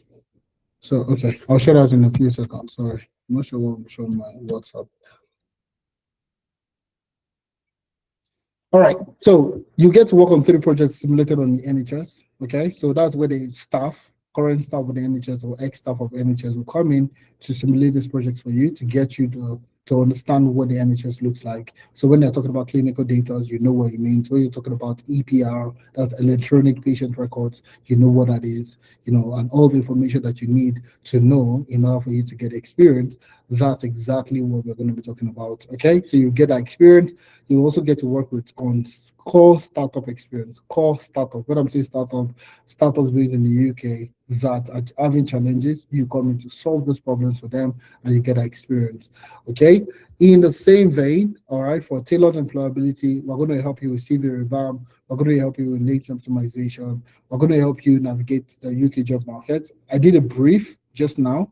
We're going to the NHS job board to show you what to filter for, what kind of roles to apply, how to analyze the job description, how to read the job description, personalized interview preparation. So whenever you have an interview coming up, you would get prepped. You would have somebody that will prep you for that interview, a valid UK job reference, on the job support and online portfolio builder. So you'll be working with a real company in the UK. You'll be working on projects simulated on the NHS and civil service.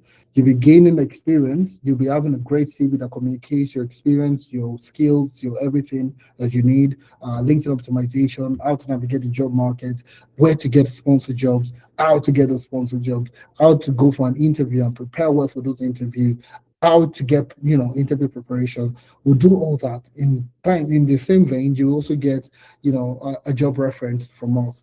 So like I said, for sponsorship, we will be working with CV Matchly. Okay, we have a partnership with CV Matchly that helps you tailor your resume to the role that you're applying for. All right. So to show you some of the companies that we have partnership with today, I'm just going to show you Nexora. Okay, Nexora is a health fitness application. All right, so it's a fitness application. So the founders are in the UK. They are based in the UK. Nexora is one of them. I'm going to show you another one. Just a fintech app. Okay, for businesses that are looking to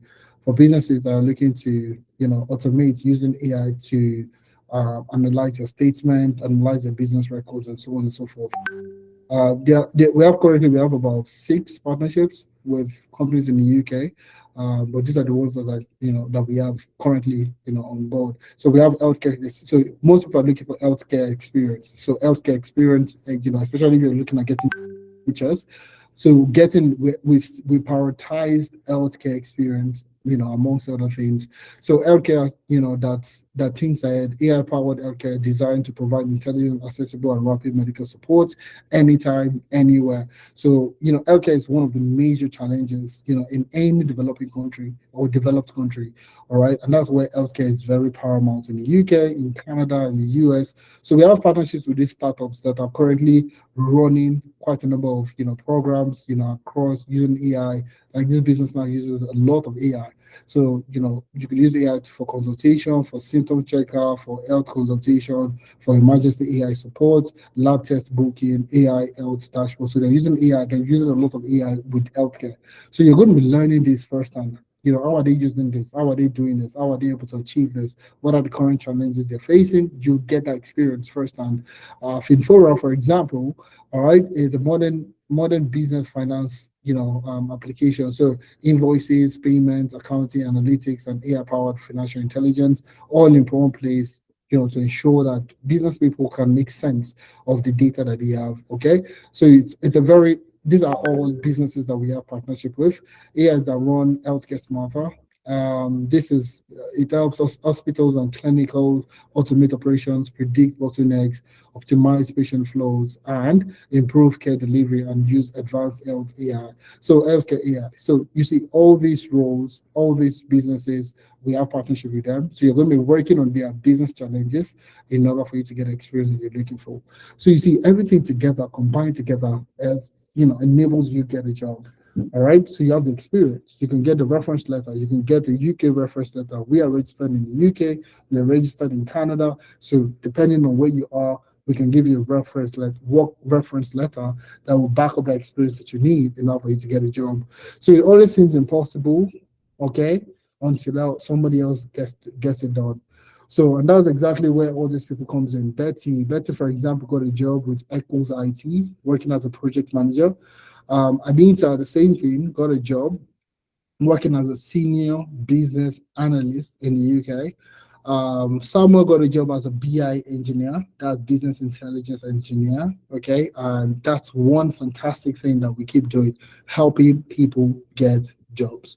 That's what we do. That's just a few of the people that have gotten jobs. So 6 out of 10 of our interns that land a job in 4 months. That number increases to 9 in 7 months.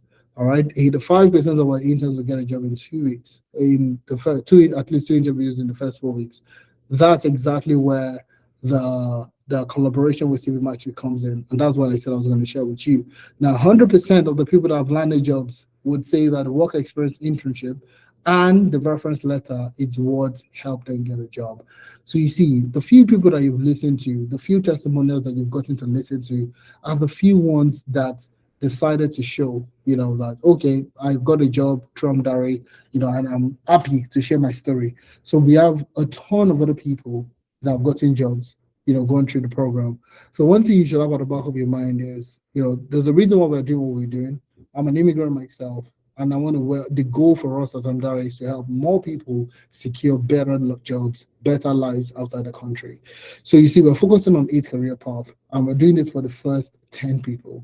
Now, the first 10 people to register from today's session, they're going to be getting a whopping 25% discount. 25% discount. So rather than paying £800, you're paying £600. All right, and this is a discount because your salary, the salary threshold is 41,700. So you're only paying a token to get started. All right. So the first 10 people is what we're going to work with. We want to work with you. So rather than paying £800, you can pay £600. You don't have to pay £600 today to get started. All right. You can split it in monthly installments. Okay, in order for you to get, into the program, you can split it into monthly installments. So your monthly installment, you could do 3 installments. That's £200 every month for the next 3 months in order for you to get started. Now, we have a major guarantee for you. The guarantee here is if you don't get a job in the 4 months internship timeline, okay, we'll continue to work with you until you get a job. So you see people getting jobs 7 months, 6 months, 5 months after the program, 3 months, 4 months, and all that. Basically, what we're saying is that after the 4 months internship, if you don't get a job in 4 months, we'll continue to work with you till you get a job. So the goal here is not for you to miss it. The goal here is for you to get a job. Okay, so the work experience internship, the CV review, links optimization, CV matching, all the job application process, all those fancy stuff that we're going to do for you is for you to get a job.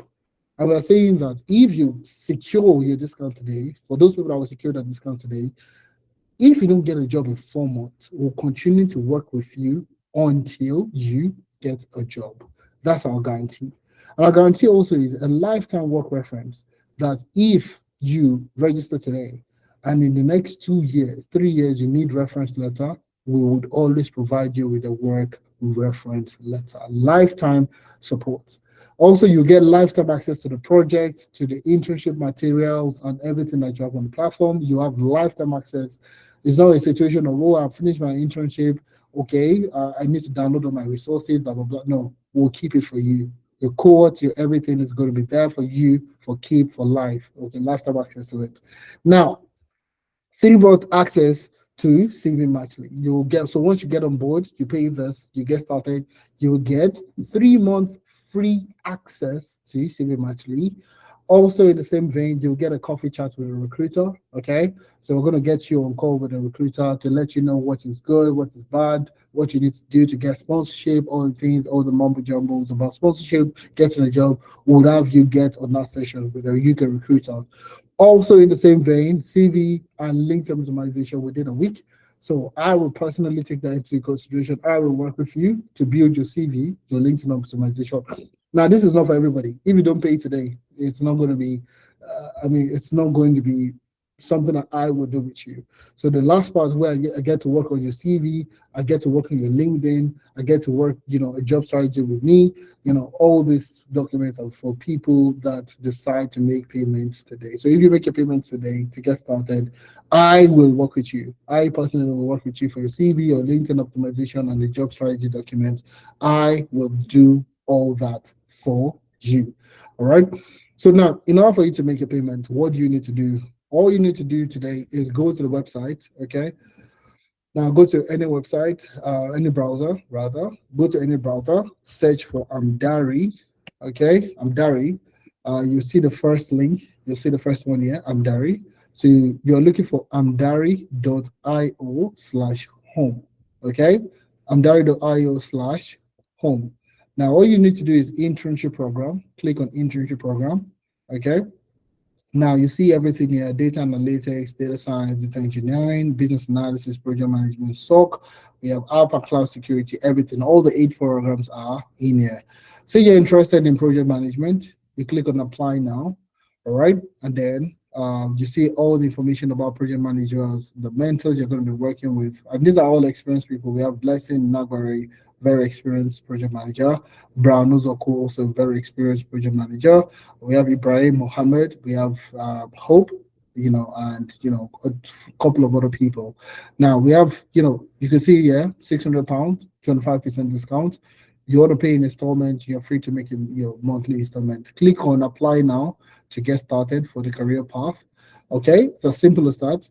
So we have the July cohorts starting on the 4th of July. Starting on the 4th of July, all you need to do is click on July cohort UK.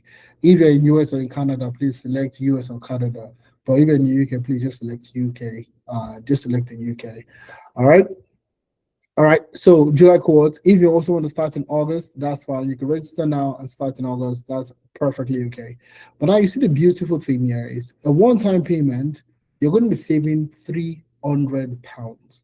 So if you do a one-time payment, okay, instead of you paying £800, which is the original fee, you're going to be paying, £500. So you're saving yourself £300. Now, if you're doing 3 monthly installments, you'll be saving £200. That's a £600. All right. Installment, you can pay £200 from now for the next 3 months. So your first payment, £200, the next payment, £200, and the third payment, £200, and you can proceed to make your payment. So you see, it's £600 to get started. So you can actually just select the 3 monthly installment, click on proceed to pay. Now, in this particular aspect, because you don't have an account, please, you need to create an account. Okay, you need to create an account. So click on create an account, put in your first name. I'm going to say Ife.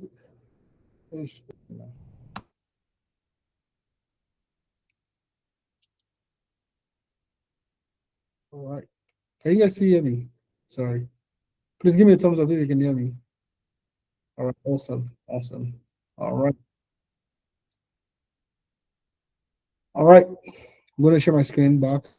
Technical issue right there. Okay, so put in your first name, your information, last name, I'm going to put April. Okay, for my email, I'm going to use my email. I'm going to use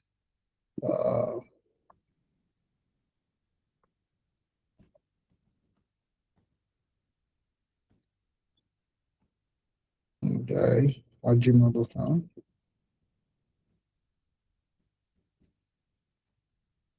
Country of residence, I'm currently in Canada, so I'm putting Canada. Okay, phone number, that's when I put the numbers there. Password, ensure it is 8-character long, a special character, and then you have the numbers in there.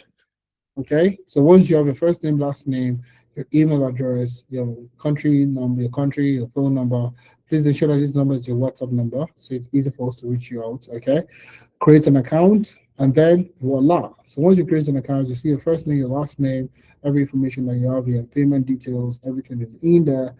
Total fee, out of £800, you're getting a discount of £200, so you're paying £600. All you need to pay today is £200 to get started. So remember, you're investing this in order for you to, kickstart a fulfilling career. All right. So you see, when people say that, oh, Amdari is, they're happy to have started, you might just always say this is the best decision that they've made. That's exactly what we want to make for you. So we are investing this in order for you to get your life started, get your life together, get you a job that would settle you into the country that you really want to be. All right. So moving on from there, just click on pay now. It takes you straight to the Stripe account, the Stripe payment. And all you need to do is, you can see everything is powered by Stripe, So all you need to do is make your payment. That's as simple as that. Okay. All you need to do is put your card information and make your payment. Everything is secured, and that's exactly what you need to have at the back of your mind.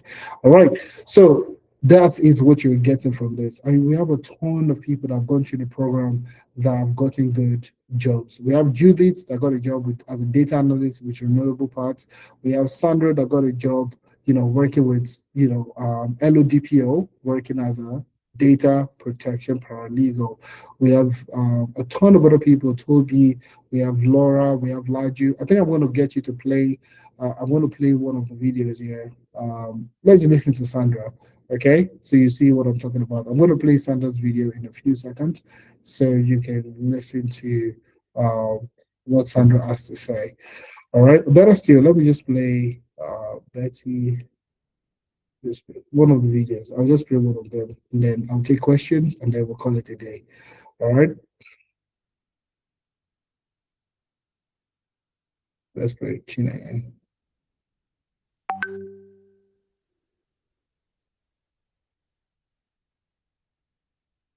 Okay, so I saw a couple of questions in the chat, okay, and then we can take it up from there. Okay, so let's see, which one of them. Okay, do a separate row.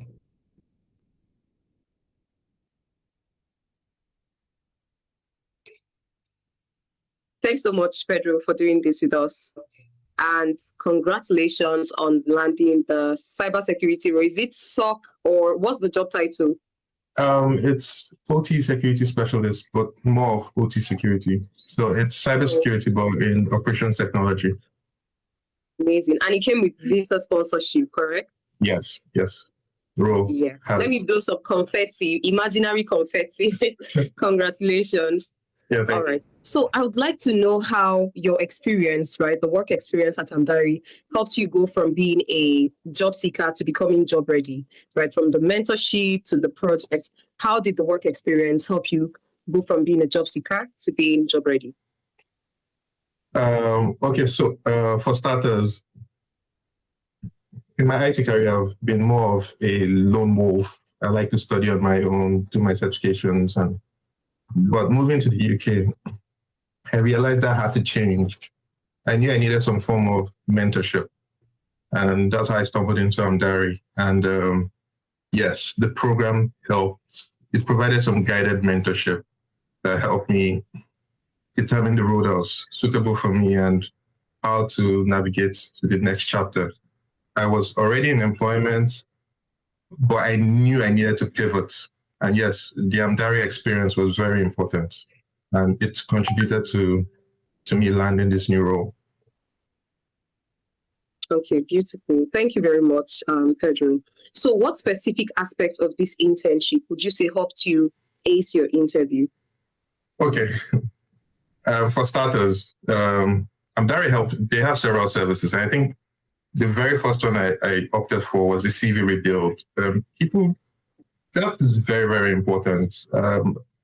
And after the session, my CV got a lot better. I knew I was getting a lot more interviews, but I was really picky about the companies I wanted to join. So the CV rebuild was very, very good. And when I did get called for this interview, they also helped with interview preparation sessions. That was very good. That's put me in the right place to answer, to predict questions that were going to be asked, and that really helped to land the role. Then the experience with Amdari was amazing. I was in the SOC analysts cohort. We dabbled into several projects, ranging from SIM analysis, we're building VMs and doing malware analysis. And yes, I mentioned that during my interview, and yes, it really did help. Okay. Awesome. Cute and beautiful. So as All right, so we don't take too much time. I'll take a few questions, and that's Pedro's story. You can listen to people that have gone through the program talking about the work experience internship, how we help you get a job, and that's essentially something you should have at the back of your mind if you're looking at getting a job in the job market today. That's the kind of support you get. You get beautiful support. You get very very dedicated sessions to help you navigate the job market so you can get a job. That's essentially what it is. That's exactly what we do. Work with you, provide you the work experience. You work on these projects, you deliver on these projects, you gain the experience that you need, and then you use that in getting a job. All right. So I'll take some questions in the chat. If you have any questions, you can raise up your hand. Not physically in your house, please. Raise up your hand on Google Meet. Okay. You'll see an icon on the smile. You'll see the raise up icon. It's just like your palm, just facing the screen. All right, so I'll take some questions in the chat now, and then we can call it a day. Okay. All right. So Dicey Joseph says, I have a BSc in accounting from Nigeria and wish to do cybersecurity. Is it possible? All I need and I need visa sponsorship. So Dicey, I will need to ask you a few other questions. Have you taken a course in cybersecurity before? Have you completed some courses? Have you done some boot camps? Have you done anything? Nothing in cybersecurity. It's going to be very difficult for you to do that. All right. So the work experience internship, you need a base knowledge. All right. You need a base knowledge. All right. So it's not like it's not a boot camp. So it's a 4 month immersive experience, so for people that have taken courses before or they've completed some programs before, that's exactly what you need to do.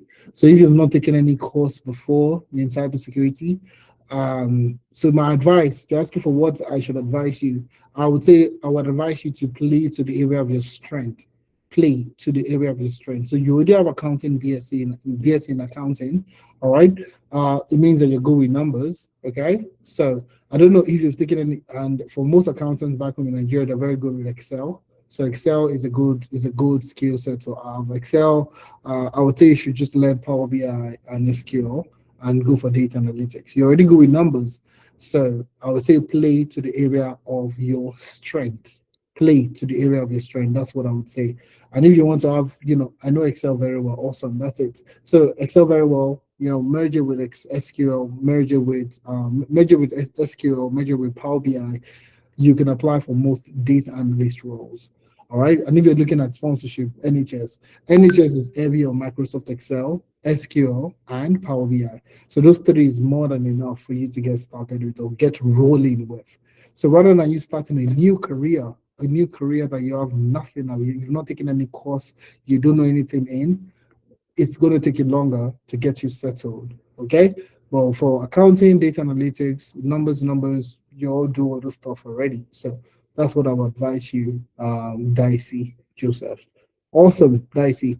And if you've taken some courses in data analytics, you can jump on board the internship. We'll be happy to speak with you. We'll be happy to have you on board. So Dicey Joseph, if you've taken some courses in data analytics, please jump on board as fast as possible, as soon as possible. All right. So we have about 4 people that have made their payments already. We have 4 or 5 people now. 5 people that have made their payments already to secure the discounts. The spots is closing up very quickly. Make your decision as quick as possible. Is software engineering internship available? I have done a boot camp in software engineering, but need UK experience. I have a BSc in computer science and an MSc in UX design. Unfortunately, Latifa, we don't have anything in software engineering. Now, the reason why we don't have anything in software engineering is because it's a very niche. It's not niche, but it requires a lot. So if you remember when I started the session, we focused on career paths that people can easily learn. So if you've taken a course in it before, you can easily just start to work on projects, gain the experience that you need, and get what you're looking for. All right. So all you need today is for you to secure your. That's why we focus on this 8 career path. All right, something that you can easily learn, something you can easily build your experience in, and something you can easily get a job. That is essentially the case, nothing more than that. So we don't have anything in software engineering. We used to have something in product design, but currently we put it on hold for now. All right, so that we can get more partners in that particular space. So we don't have a lot of partners in the product design space, and that's exactly what we are working on at the moment. So maybe you can come back in the next 3-4 months, okay? And we should have something for you, Latifa. But that's what I'd say for software engineering. All right. Latifa, do you want to unmute yourself and ask your question? So I can quickly, since you have your question in there already, Latifa, Gmo, I'll take your question and then I think I'll move on to Precious with Boomer. Latifa, can you unmute yourself? Yes, sir. Good evening. How are you? I'm good. Thank you. How about you? I'm doing very well, thank you.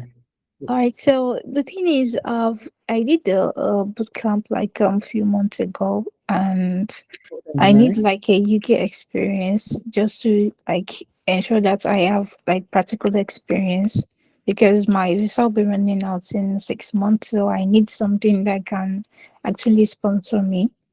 So, but while I try to get through to check through the website, like you said, you do not offer software engineering work experience at the moment. So my question now is there any course that I could take that quite related to software engineering? So for software, if you're looking at taking any like anything relating to software, is that what you're Yeah. asking for? Yeah. Honestly, I don't have extensive experience. I don't have extensive experience in getting a job in software engineering, and all of that. So I won't be the best person. I don't want to give you the wrong advice, but I want to be the best person to speak to. All right. Okay. All right. Thank you very much.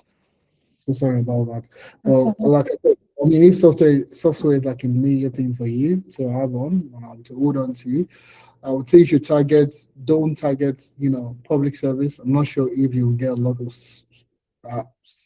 software engineer roles in public service. You might want to target funds, tech companies. That's what you should focus on. Now, let me just do something for you. Wait, something that you could like you could make sense of. Let me just put it. So what you could do is look for companies, okay, companies that can sponsor visa in the UK. Sponsor visa, UK. So this is what I would do if I was you, anyways. So you would have a bulk of opportunities that you can work with. So you see, once you come here, this will give you the list of all the companies in the UK that can sponsor your visa. So just come here, click on this document. It's going to download, all right? And I'm going to download this document, okay? Now, don't need to convert. Don't convert anything. So I'm going to open it. This document contains all the companies in the UK that can sponsor my visa. So I'm going to zoom in a little bit so you can see it very well. So you see the organization, the town, the county, the type, and the route. Okay. Yeah. So what I want to do now essentially is I would add a filter. So I want you to add a filter. So click anywhere in the data in the list. Okay. And then click on filter. Okay, no, sorry. Let me just select everything, and then rate a filter. So now you're looking for two things. Okay, so two things for anybody that is looking for visa sponsorship. You're looking for companies that can sponsor you on the skilled worker visa. That's number one, correct? And number two, scale up. So scale up is also a visa type that you can work with. Most people don't use it a lot. So for tech companies, okay, scale up companies UK. All right. So I want to read to what a scale up company is so you understand it better. So you see, a scale up company, where do they usually write the root? Okay, a scale up worker allows you to come to the line. So I'm looking, okay, to qualify for a scale up worker visa, you must have a confirmed job offer to work with an approved scale up business for at least 6 months. So, I mean, scale up business. So basically, you don't need to stress yourself, okay? What scale up companies? They are in that list. They're in the list here. So if I click the drop down and I'll just select scale up companies and skilled worker visa, and I'm going to click on open. So now this will filter it I'm actually giving you a paid service. Thank you That's it, so fine. much. No, it's okay. It's fine. I'm just Mm. messing with you. Usually, this is something I would do within the internal community, but you're here. I can't, we're not doing software engineering, so that's why I'm doing this for you. So, what city are you based, for example? Great. Leads. So Leads. So what I'm going to be looking for is within those Leads area, cities within Leads. Okay. So look for Leads. Okay. So Leads. Okay. The same thing. I could also search for Manchester. So currently, if I remove Leads, let me just clear the filter. Okay. Currently, companies that can sponsor you on skilled worker and skilled up visa, we have about 122,000 companies in the UK that can sponsor your visa, okay, on the visa and all that. But yeah, Leeds. So let's focus on Leeds. So Leeds might not be just a place like Manchester, Birmingham, or London, the busy city. So Leeds, for example, we have just about 1,000 companies. We have just about 1,048 Seven. things that can sponsor your visa. All right. So that's what you have there. So now, what you want to do is you could either focus on the scale. I'm not sure if there's any scale up in this place. All right. I'm not sure if there are scale up visas, scale up companies in Leeds. Do you likely find them mostly in London, like the busy cities? But 2,000 years, I can't start to search for anyone. All right. So what you want to do is focus on these ones. Okay. In the same vein, focus on the scale up visas. Let me just look at scale up. Okay. Yeah. Okay, we have one. So there's ST Medical Group. Okay. ST Medical Group. Now, the reason why Scale Up is very important is the Scale Up visa allows you to come to the UK to do an eligible job for a fast growing UK business. That's what Scale Up means. The UK employer must meet the eligibility criteria to sponsor it, but you have the list already, so you don't need to disturb if they meet because they're on the list. So if they're on the list, look at it, worker A rating, so they can sponsor your Scale Up. That's what it means. That's what the government has told you. We got the list from the government. All right. So what you want to do is look for the company website, all right, or go on LinkedIn to look for the company. So you see this is ST Medical Group Leads. Okay. So pretty popular company. I think they're based in Turkey, if I'm correct.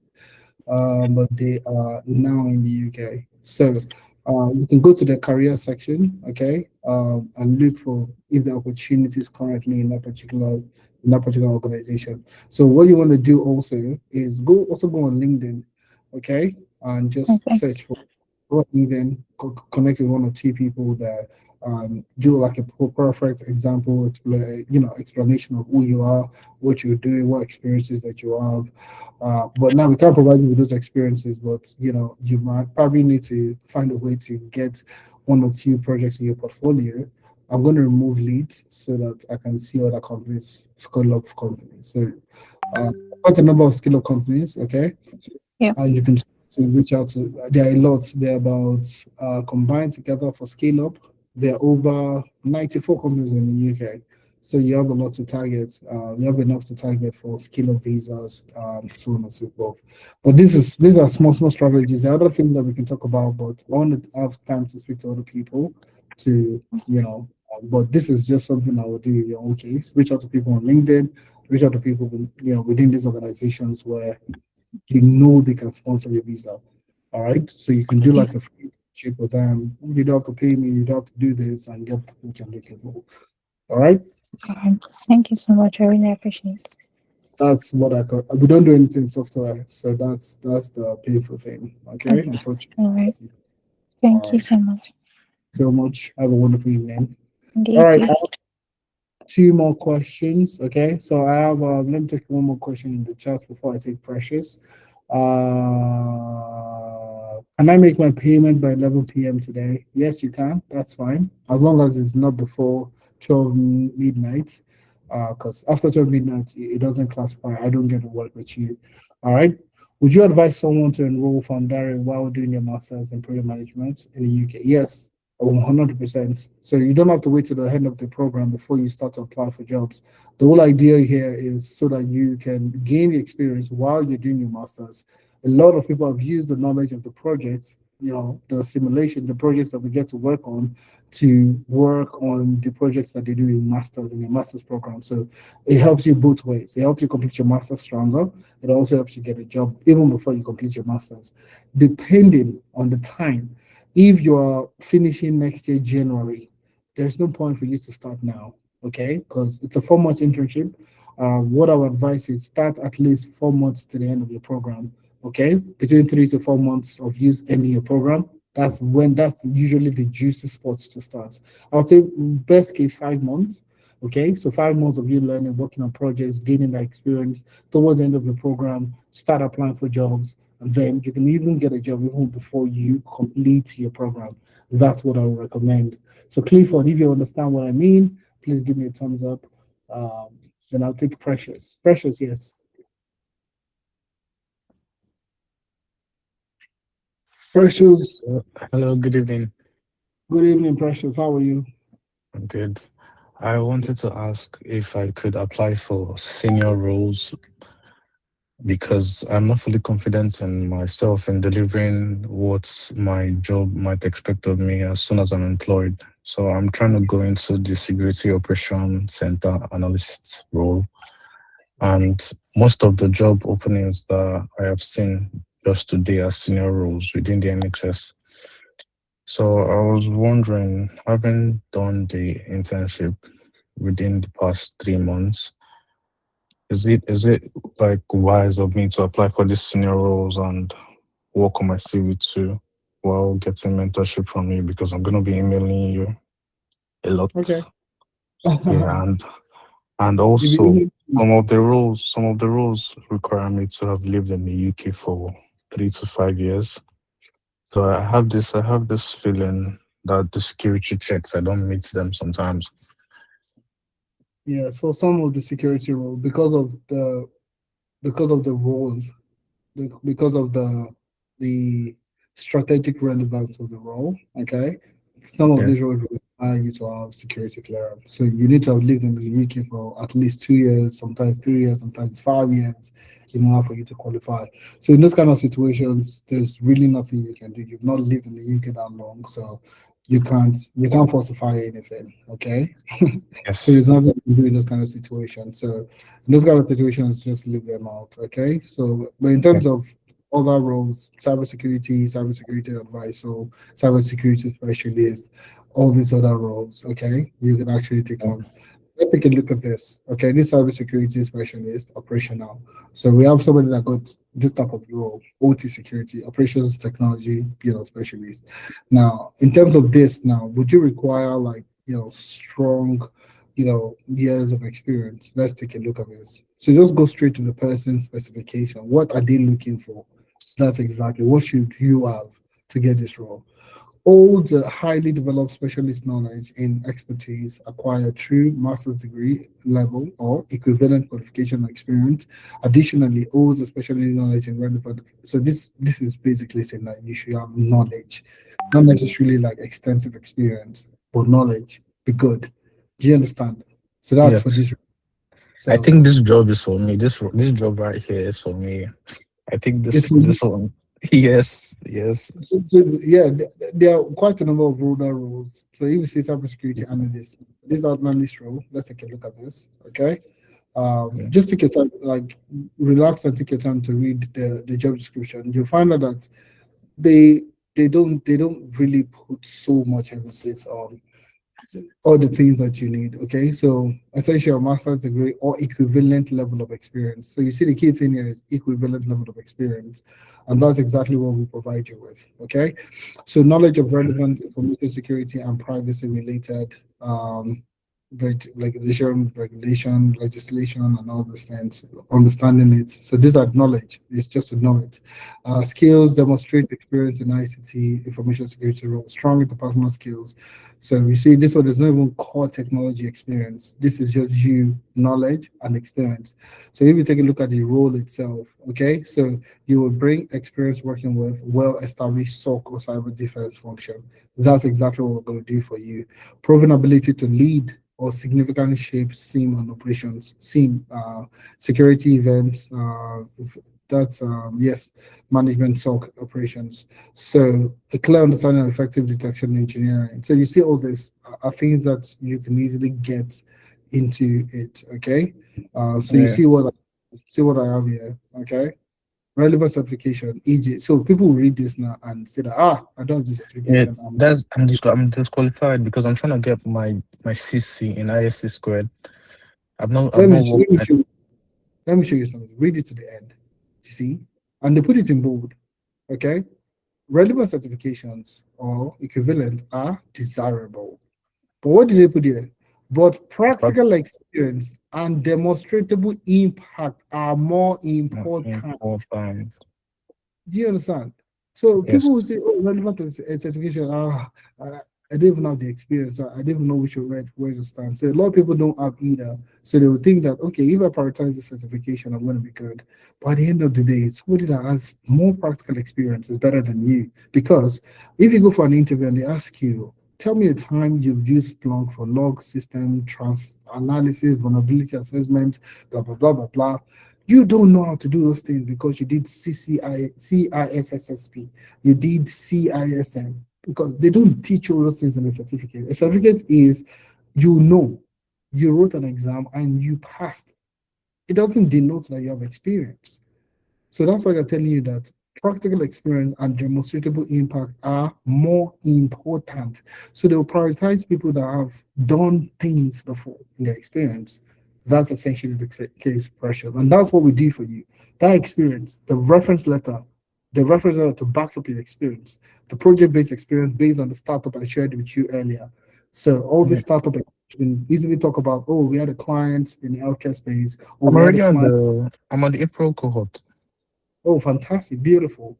So we're going to be working with you to get exactly what you're looking for. Does that make sense, Precious? Yes. So you don't need to be, you're not supposed to be looking for like, highly advanced. I mean, most of the roles don't even expect you to be highly advanced, okay, or senior roles.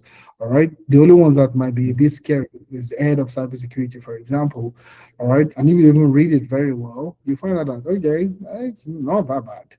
Okay, was highly developed specialist knowledge and expertise acquired through masters, which is almost like what we saw initially.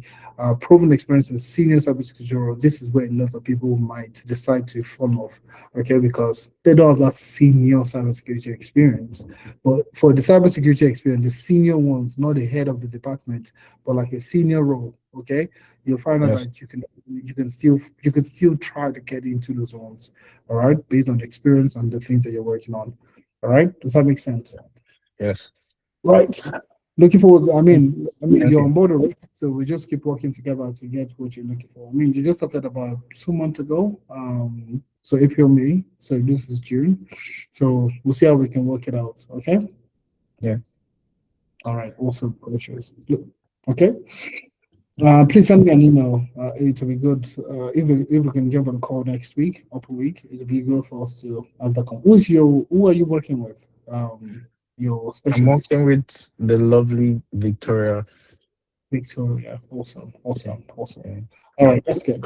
We'll talk about that in a few minutes. Okay. Thank you very much, Precious. I'll probably send a message to Victoria to see if we can get to talk. Okay. Okay. All right. Thank you. Last question. I have Godwin. Godwin, take your question. And then we can call it a day. Yeah, hi Femina. So I already sent you a question in the comment section. Don't know if it can be retrieved, but basically let me just read it, right? Go ahead. Let me see. Okay, I'm coming. So I'm actually asking on behalf of myself. I wanted you to throw more light regarding the dependent applying for their own ILR. Like you said, dependent will have to this. So I don't know if we could talk about it outside of this call, because so that we don't get to waste other people's. I don't know. We don't get to waste other people's time. So I have a question, please. I need you to explain what it takes for a dependent to separately prepare for ILR. So you are a dependent, okay? Yes, I am. and you want to get ILR. Yeah, I'm looking like I want to start having what it needs, what I need, and I need to know what I have to do, because I mean, if I'm not going to automatically get an But ILR with my that's not in effect at the moment. okay. That's not in effect. That's the proposed. It's proposed. It's part of what they are currently proposing. Does that make sense? So it's not Okay. in effect. So what's in effect is if your spouse gets sponsorship, you automatically you get sponsorship.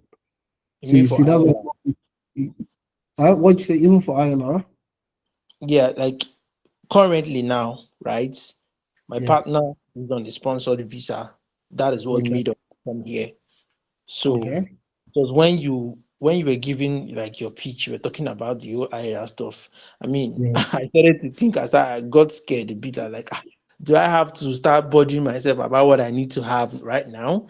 But now that you said it's a proposed bill, yes, Yes. now because it will not be funny that I will not be here after 5 years. And Only I will not get sponsor. Me, I'll just be looking like, no, no, eh, no, no. It's proposed, so it's not in effect. So I think one lady or somebody, I think this is Kiki, just above your question, says that the ILR would be applied retrospectively. Going back, if you've been in the UK 4 years and have one more year to get, the ILR will need to stay longer. Hopefully, this doesn't happen. So exactly, it's still in the process. They're still debating it. It's not like it's live.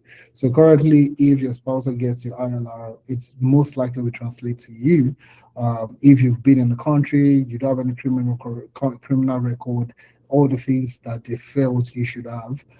You've not left the country for 180 days out of 365 days. So if you meet all the criteria, you are likely going to get yours also. Does that make sense? So a yeah, skilled worker visa, dependent visa, and all those things, you will get your ILR. So you have nothing to be afraid of. All right. all right, that's fine. I decided to just join because I'm already enrolled in the June cohort for business analysis, Okay, though. awesome, awesome. That's good. That's good. Good to have you here. Anyways, good to have you here. Yeah. Appreciate. Thank you. Thank All you right. so Thank much. you. Yeah. All right. This is Kosiso. Kosiso. Am I cool? Sorry, how do you pronounce your name? Kosiso. Kosiso Yeah, Chuku. Kosi, so it's fine. Or Kosi, either one is good. All right, awesome. How Yeah, you hello, doing today? everyone. Good evening. How you doing? I'm doing okay. I'm doing very good. Awesome. Okay, great. I'm actually, joining for the first time. I do intend to, apply to the July cohort, hopefully, but I just wanted to kind of confirm. So essentially for GRC, is it purely technical or is it not too technical? Because just to give you an idea, my background is law from Nigeria, came to the UK, did a master's in finance and investment. Then I've also done some, certifications like AML on the side. So I wanted to know if that would be able to fly for GRC or if that's more of a primarily cybersecurity related role, or, if it's going to be better to do something more business analysis related or, project management or the likes. It's just what I'm trying to know. All right, very good. So your experience in law is really good. I would say it's a very good advantage to your GRC career. So law background, you have financial management, finance and investment in your masters, if I get that correctly. And also you have EML. EML is anti-money laundering, so that will fit into compliance and so on and so forth. That will be under GRC also. So GRC is governance, risk, and compliance. So EML will fit into the compliance, all right, bit of it. So for GRC, our GRC program is practical. Practical in what sense? Practical, when you're looking at GRC, you're not going to be learning a new technology. There is no new technology. It's majorly going to be the standards, the frameworks, and so on. So you're looking at the NIST, you're looking at the NIST framework, you're looking at the ISO 27001, you're looking at the MTR, you're looking at all these frameworks and looking at the applicability of this framework in a real life organization. So an organization, take for example, one of the ladies that got a job as a data protection with paralegal, or the lady in document control. Let's talk about the paralegal lady. All right, is basically data protection. Okay, so she understood data protection. She understood how it can be implemented for an organization. So what are the first steps? What are the next steps? What are the things, documents to prepare? What are the, application process? So these are the things that you need to understand. And this is what you'll be doing for organizations, essentially. So majorly tech companies, federal government, corporate startups, and so on and so forth. So your law experience or your law background gives you an advantage in documentation, writing, reviewing, understanding, all these things in order for you to pass across the required information to the organization to be compliant or to, to be risk averse or to also help with governance structures and so on and so forth. So I don't know if this has answered your question, but pretty much that's what you would need to have. Okay. Yeah, I think it does answer the question. It's just, someone raised up a question earlier and you mentioned Okay. something about if they don't have any prior, background in cybersecurity or not taking any course, then they should probably not do it. So I just wanted to clarify. Now, cybersecurity is very different. Now, for Okay. cybersecurity, it's very practical. So if you've not done anything in cybersecurity, it's gonna be slightly, you're gonna be it's just going to be very difficult for the person to catch up. But for GRC, on the other hand, you don't really need to take a course. Now, let me just show you the platform real quick, so you see what I'm talking about. So just show you over here. I'm gonna go back a little bit. Okay. So if I come here to learn, okay. So for the guys in GRC, for example, we have the one for cyber, we have the one for SOC. We have SOC videos. So SOC, but it's just like I said, it's practical. It's practical in the sense that you cannot vulnerability assessment, log analysis, it will take the time to learn to start to hit the ground running. It's longer. Okay. Okay. All right. GRC on the other hand is understanding. Okay. Frameworks. What's the framework? So if you come here now to our GRC, we have short videos for people that don't have, like for you, you've not done anything in GRC before. So we start with the introduction to cybersecurity, access control, understanding cyber threats. We have a video on, the frameworks. We have third-party management. We have the ISO, 27001 implementation and compliance. These videos are there for you to watch. They are self-paced. So you can easily watch this video. Like this one is 17 minutes, understanding ISO 27001, and all that. It's 17 minutes, okay? So you can easily just you can even be in a train and just listening. Do you understand? To understand the framework, the tools, the resources, the breakdown, understanding the frameworks and everything. But for a cybersecurity person, it's for SOC and threat intelligence, it's a bit more practical, it's a bit more hands-on. Does this make sense? I don't know. Yeah. No, it does. It does. So it's two different things. Mm. So for this, on the internship of GRC, it's more structured in the sense that the companies, I wish I could show you, but unfortunately for me, because I'm part of the people that are reviewing so you see the guys that started in June, that's Godwin, for example, started in June, they need to complete what we call the onboarding process. So I assigned myself one of the programs, and that's what I've not completed mine. So I can't move on to something else to show you Sure. what the program looks like. So you see, we're designing it in a way where you have the onboarding, the pre-entry diagnostics, so that even if you don't have any experience coming into the program, you would start to understand it even before the internship starts. So we have the onboarding, we have the pre-entry diagnostics, and then you build your profile, then you can start to work on this project. So the first week is basically like setting tone. So we have a lot of people that are coming in with a little bit of experience. Oh, I don't have any experience. Oh, I have taken a course before. And all of these people are coming in. So what we want to do is we want to level the playing ground to ensure that everybody is on the same page. Does that make sense? Yeah. All right. Start to build from there.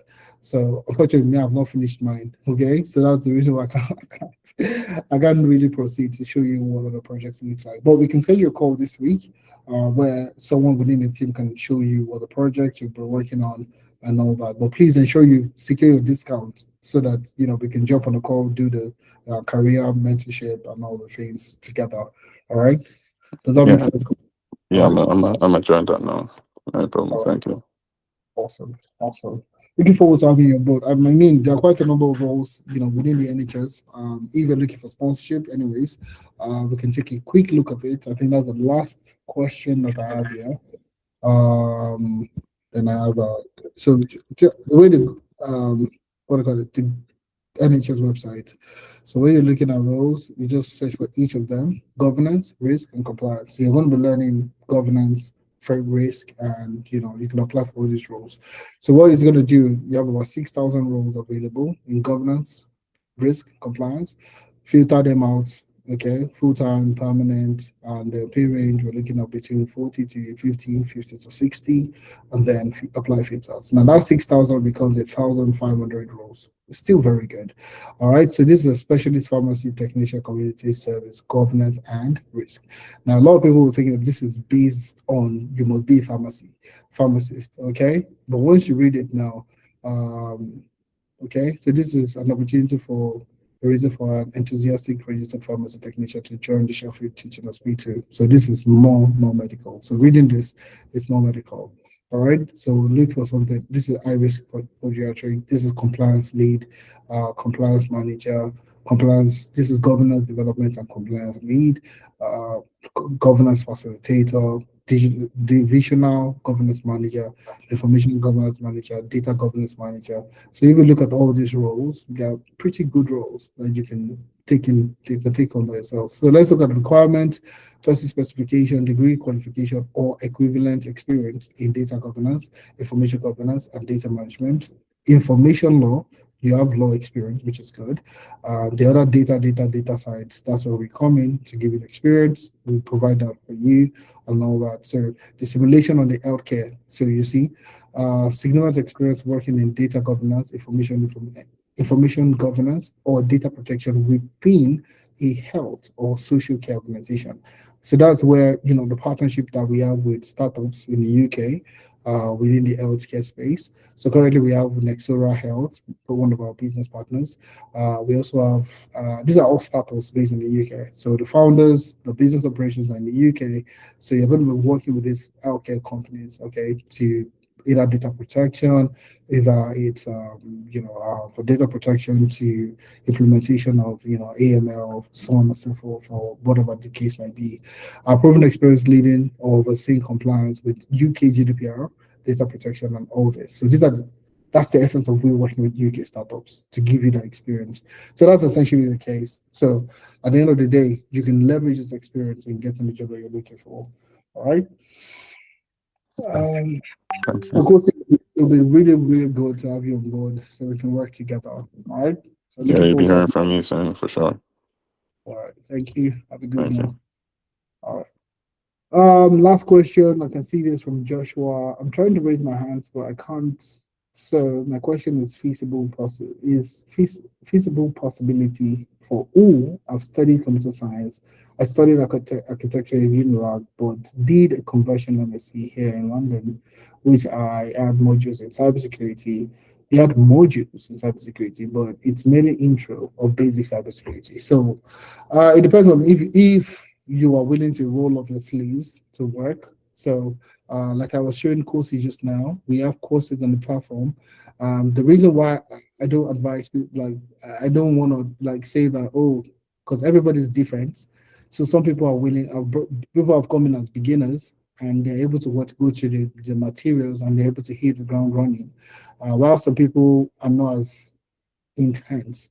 So if you're willing to roll up your sleeves, Joshua, you've taken your course, you've taken your class, you've taken some courses before, and you feel like, okay, I want to start. I'm going to show you the SOC material. So you see that we have materials there.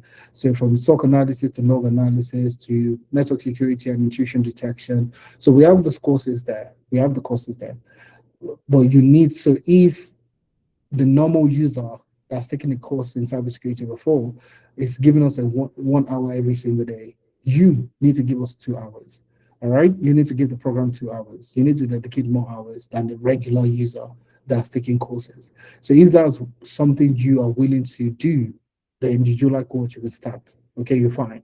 But if you know that, oh, I'm not going to be able to have the time to learn extra, to do a little bit more than my usual pair, than the normal pair, the pair of people, then I would say that it's going to be a struggle for you because it's quite immersive. Okay, so we have the courses there that would literally teach you the practicality, how to use Splunk, how to use Wazoo, how to use those technologies for, for threat intelligence, for threat monitoring, SOC, and so on and so forth. We have them there.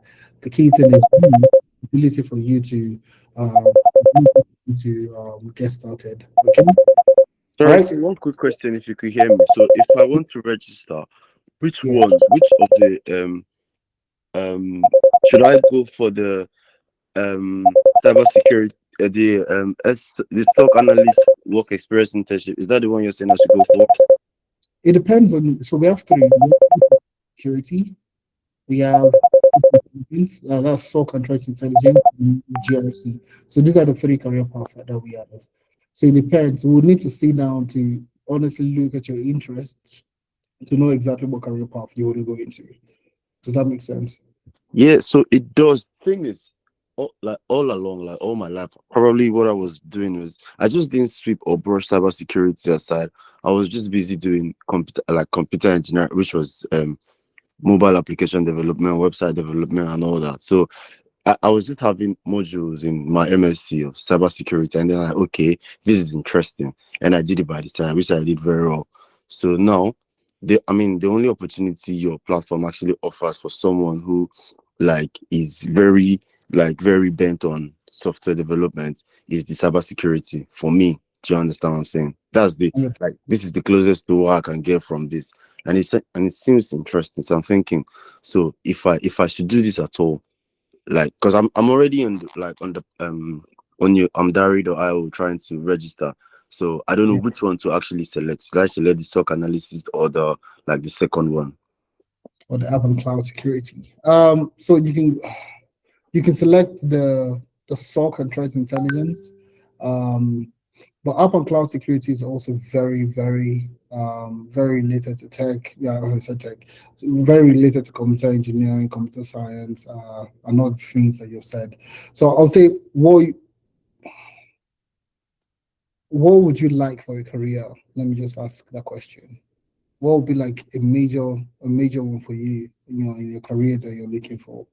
Well, the app and cloud security looks more interesting, but it seems far off for me. Like the one that seems closer to me is the SOC analyst work experience. Maybe because I don't know so much about it, or maybe because I don't know the basic difference about it. But the one I don't think I would actually do well in is the governance risk compliance work experience internship. I don't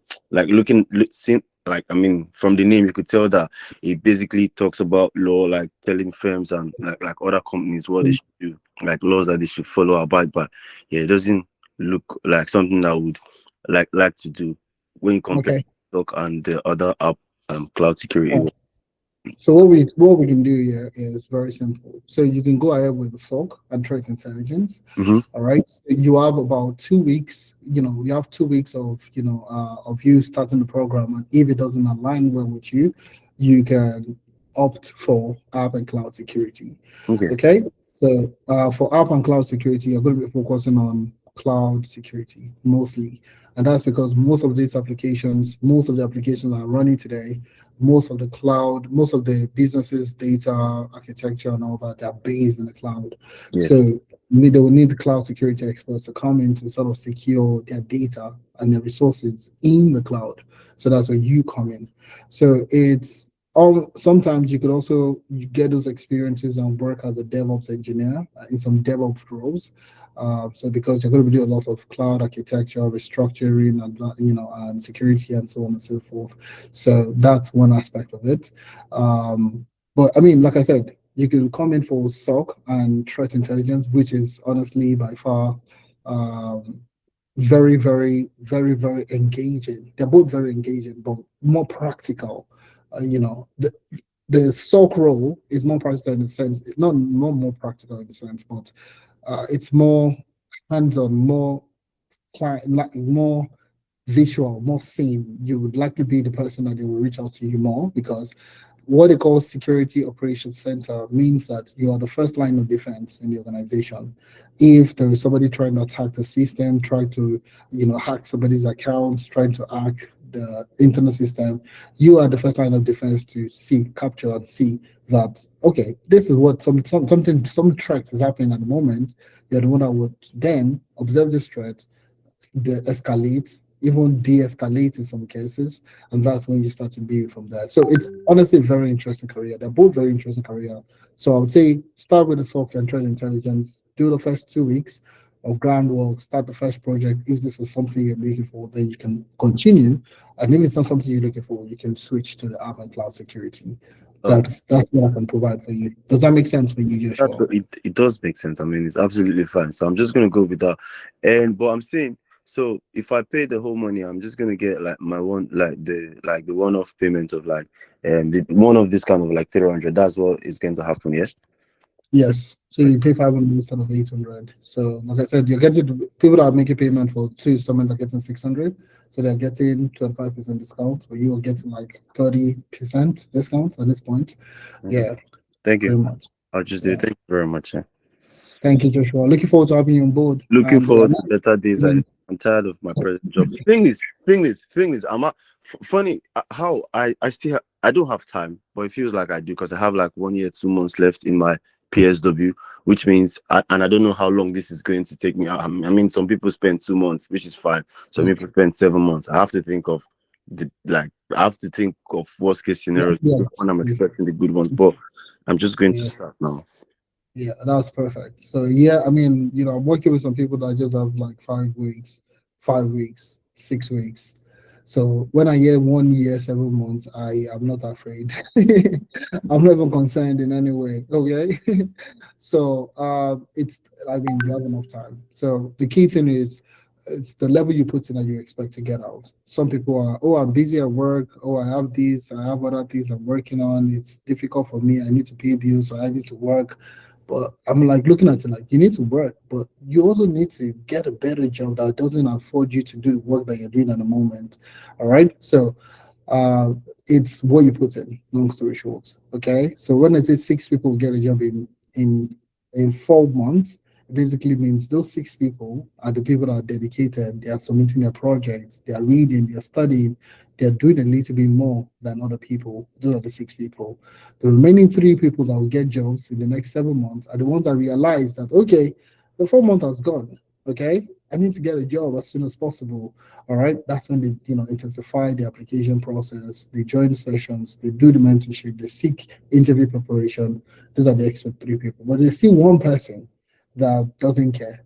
Okay, I'm busy. I'm looking for an alternative, a cheaper, faster alternative. So I'm going to look for one job that doesn't pay me well. All right, there's always going to be one person. Okay, so as long as you can put in as much effort into it, you're going to get out a good result. Does that make sense? All right. So looking forward to having you on board, Joshua. We have Mary also. Ogene Vuvuro. I'm a Delta boy. I'm embarrassing myself. So Mary, all right. I have a master's in computer science in the UK, with a BSc in CS and PG diploma in GIS. That's good. I wish to learn coursework in September, and coursework is going to expire in September, and my visa is going to expire in January next year. I mean, that's enough. That's enough. You've done a lot already. We still have a lot of time. So we're in June. So you have about July, August, September, about 3 months to finish your program. Then January next year, your visa is going to expire. So you have another extra probably 4 months. So give or take, you have 6 to 8 months, 6 to 7 months, 6 to 7 months to wrap up your program. Is it possible to get a sponsorship before the end of the year? Yes, it is possible. All right, 100%, 100% possible. Like I said, it's what you put in, you can build out. Okay, so you know the timeline that you're working with, you know the effort you need to put in. So when every other person is going out partying, you need to study. When everybody's taking extra shift, you only take one extra shift because you need your time to apply, you need your time to learn, you need your time to do more extra stuff. That's essentially the case. All right. So, Mary, if you want to meet yourself, I really want to pronounce your name. Okay. Yeah. My name is Ogene Vowero. Vowero, correct? Yeah. Oh, that's nice. That's the first time I'm going to hear that name. Okay. That's the first time. All right, but anyways, it's good to speak to you. So what I'm saying, long story short, data science, you would be able to go to, you can apply for data analyst roles, you can apply for data science roles, you can apply for, research analyst roles, you can apply for demand planning roles. So there are quite a number of job titles that are not data science, but they are data science. A typical example is demand planning. So demand planning is, take for example, the hospital. You want to get a job with the NHS. So the hospital wants to predict, what is demand for patient going to look like next week. All right. What the demand for a particular drug going to look like for next week. So they need to forecast. They need to build a model that will be able to tell, what they are going to be looking for in the next week, in the next month, in the next 2 months, so on. The reason why they need to plan ahead of time, for demand planning, I did more demand planning. I did more data science in supply chain. All right. And that's, I'm talking about my experience. So the reason why they need to do that is, take for example, if demand is going to increase in the next 6 weeks, in the next 2 weeks, all right, the organization has to know so that they know who is going to be on shift. Okay. Who is this care worker that is going to be on shift? Who is the specialists, the doctors, the specialists, and other things that needs to be on shift that day to accommodate that influx of people that are going to come on for that week. Does that make sense? Yeah. So lots of supply chain. So people that are working in the warehouse, you just see fun. Sometimes time will just increase. Time slot will increase. So people will be required to work more hours. What factor that in is because the guys in the data team, as they've decided that, okay, they've done their forecast and they've gotten to see that demand is likely, usually when you're looking at the trend, demand is likely going to increase at a certain time. So that's why they need people to take in more time, more shifts and so on and so forth. So that's where demand planning comes in. It's more complex, it gets more complex, but that's like a quick example to get you to understand where demand planning comes in. So data science is such a fantastic role. You can apply for data analyst roles, you can apply for business intelligence role, you can apply for quite a number of roles that exist. And that's So it's going to be better and easier for me to get a sponsorship role in the NHS industry, not logistic or energy industry. All right. So for sponsorship, we work with literally different organizations. We work with, even just you applying for LinkedIn, jobs on LinkedIn and all that, but you're looking for sponsorship. So in those kind of short duration of time, if you have 2 years, like if you just finish your master's and you have 2 years, I would say you go straight to the industry. Go and get a job first. Don't even look for sponsorship. Go and get a job. I can tell you that most likely that company is going to sponsor your visa. If you do well on the job, let me just put that there. Okay. And that's my own experience. And I've worked with a ton of other interns that have done the same thing. So all you need to do is just put yourself out there, get a job, do well on the job, you're going to be fine. I worked with DPD in the UK, Ireland. Okay, they wanted to sponsor me. I worked with Teleflex, also largest medical technology companies. It was a contract role. They also wanted to sponsor. I worked with the post office. I worked with, Tyson. I worked with quite a number of companies in the UK. And the rules were not sponsorship. Okay, but guess what? After performing well on the job, they wanted to sponsor, and that's been my story so far. And I've helped other people done the same thing. Finish your masters, get a job, and then those jobs that they got a job with eventually sponsor their visa. So it could be because you have that short duration. Your visa's going to expire in January. All right, that's why you have to focus on job. That's the NHS. All right. Getting a job in the NHS would be the ideal thing to do. But I mean, if your master's is just completed and you still have 2 years after your post-study, just get a good job. Get a job with Microsoft. Get a job with Amazon. Get a job with any tech company that can, eventually sponsor your visa. And I can tell you for free, they would likely sponsor your visa. Okay? All right, thank you. Okay. All right, thank you very much. This is where I'm going to call it today. It's way too late. We just have 19 people left on the call. We still have one-on-one sessions. We likely would have one-on-one sessions as the program goes. During the week, during the course of this week, But unfortunately, you won't be doing a session with me anymore. It's going to be with a member of the team. So you can book a one-on-one session with any member of the team. Okay. Once you fill the attendance form, so I will send you an email, and then you can book a one-on-one session. Okay. So for someone who has a BSc in marketing management, what role do you suggest? I would say let's talk, okay? Because I'm going to spend another 2-3 minutes talking about this. All right. So much, guys, for coming on to today's session. If you have friends, family members, once you get the recording of the session, please send it to them. The goal here is to ensure that you get a job. That's literally that's the case. All right. So either for sponsorship, or the person has been struggling to get to the job and they need a job. All right. And the only thing that they complain about is UK experience. That's exactly why we created the platform. And you can see the success story from all the people that have gotten a job.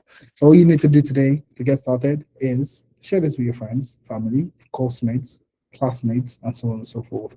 Thank you very much, everyone. It was good chatting up with every one of you that spoke. Looking forward to having you guys. We have 7 people now is it 7 people now that have registered? I'm looking forward to having more of you join before the end of the year. Before the end of today. Thank you very much, and bye for now. Cheers, guys. Thank you so much.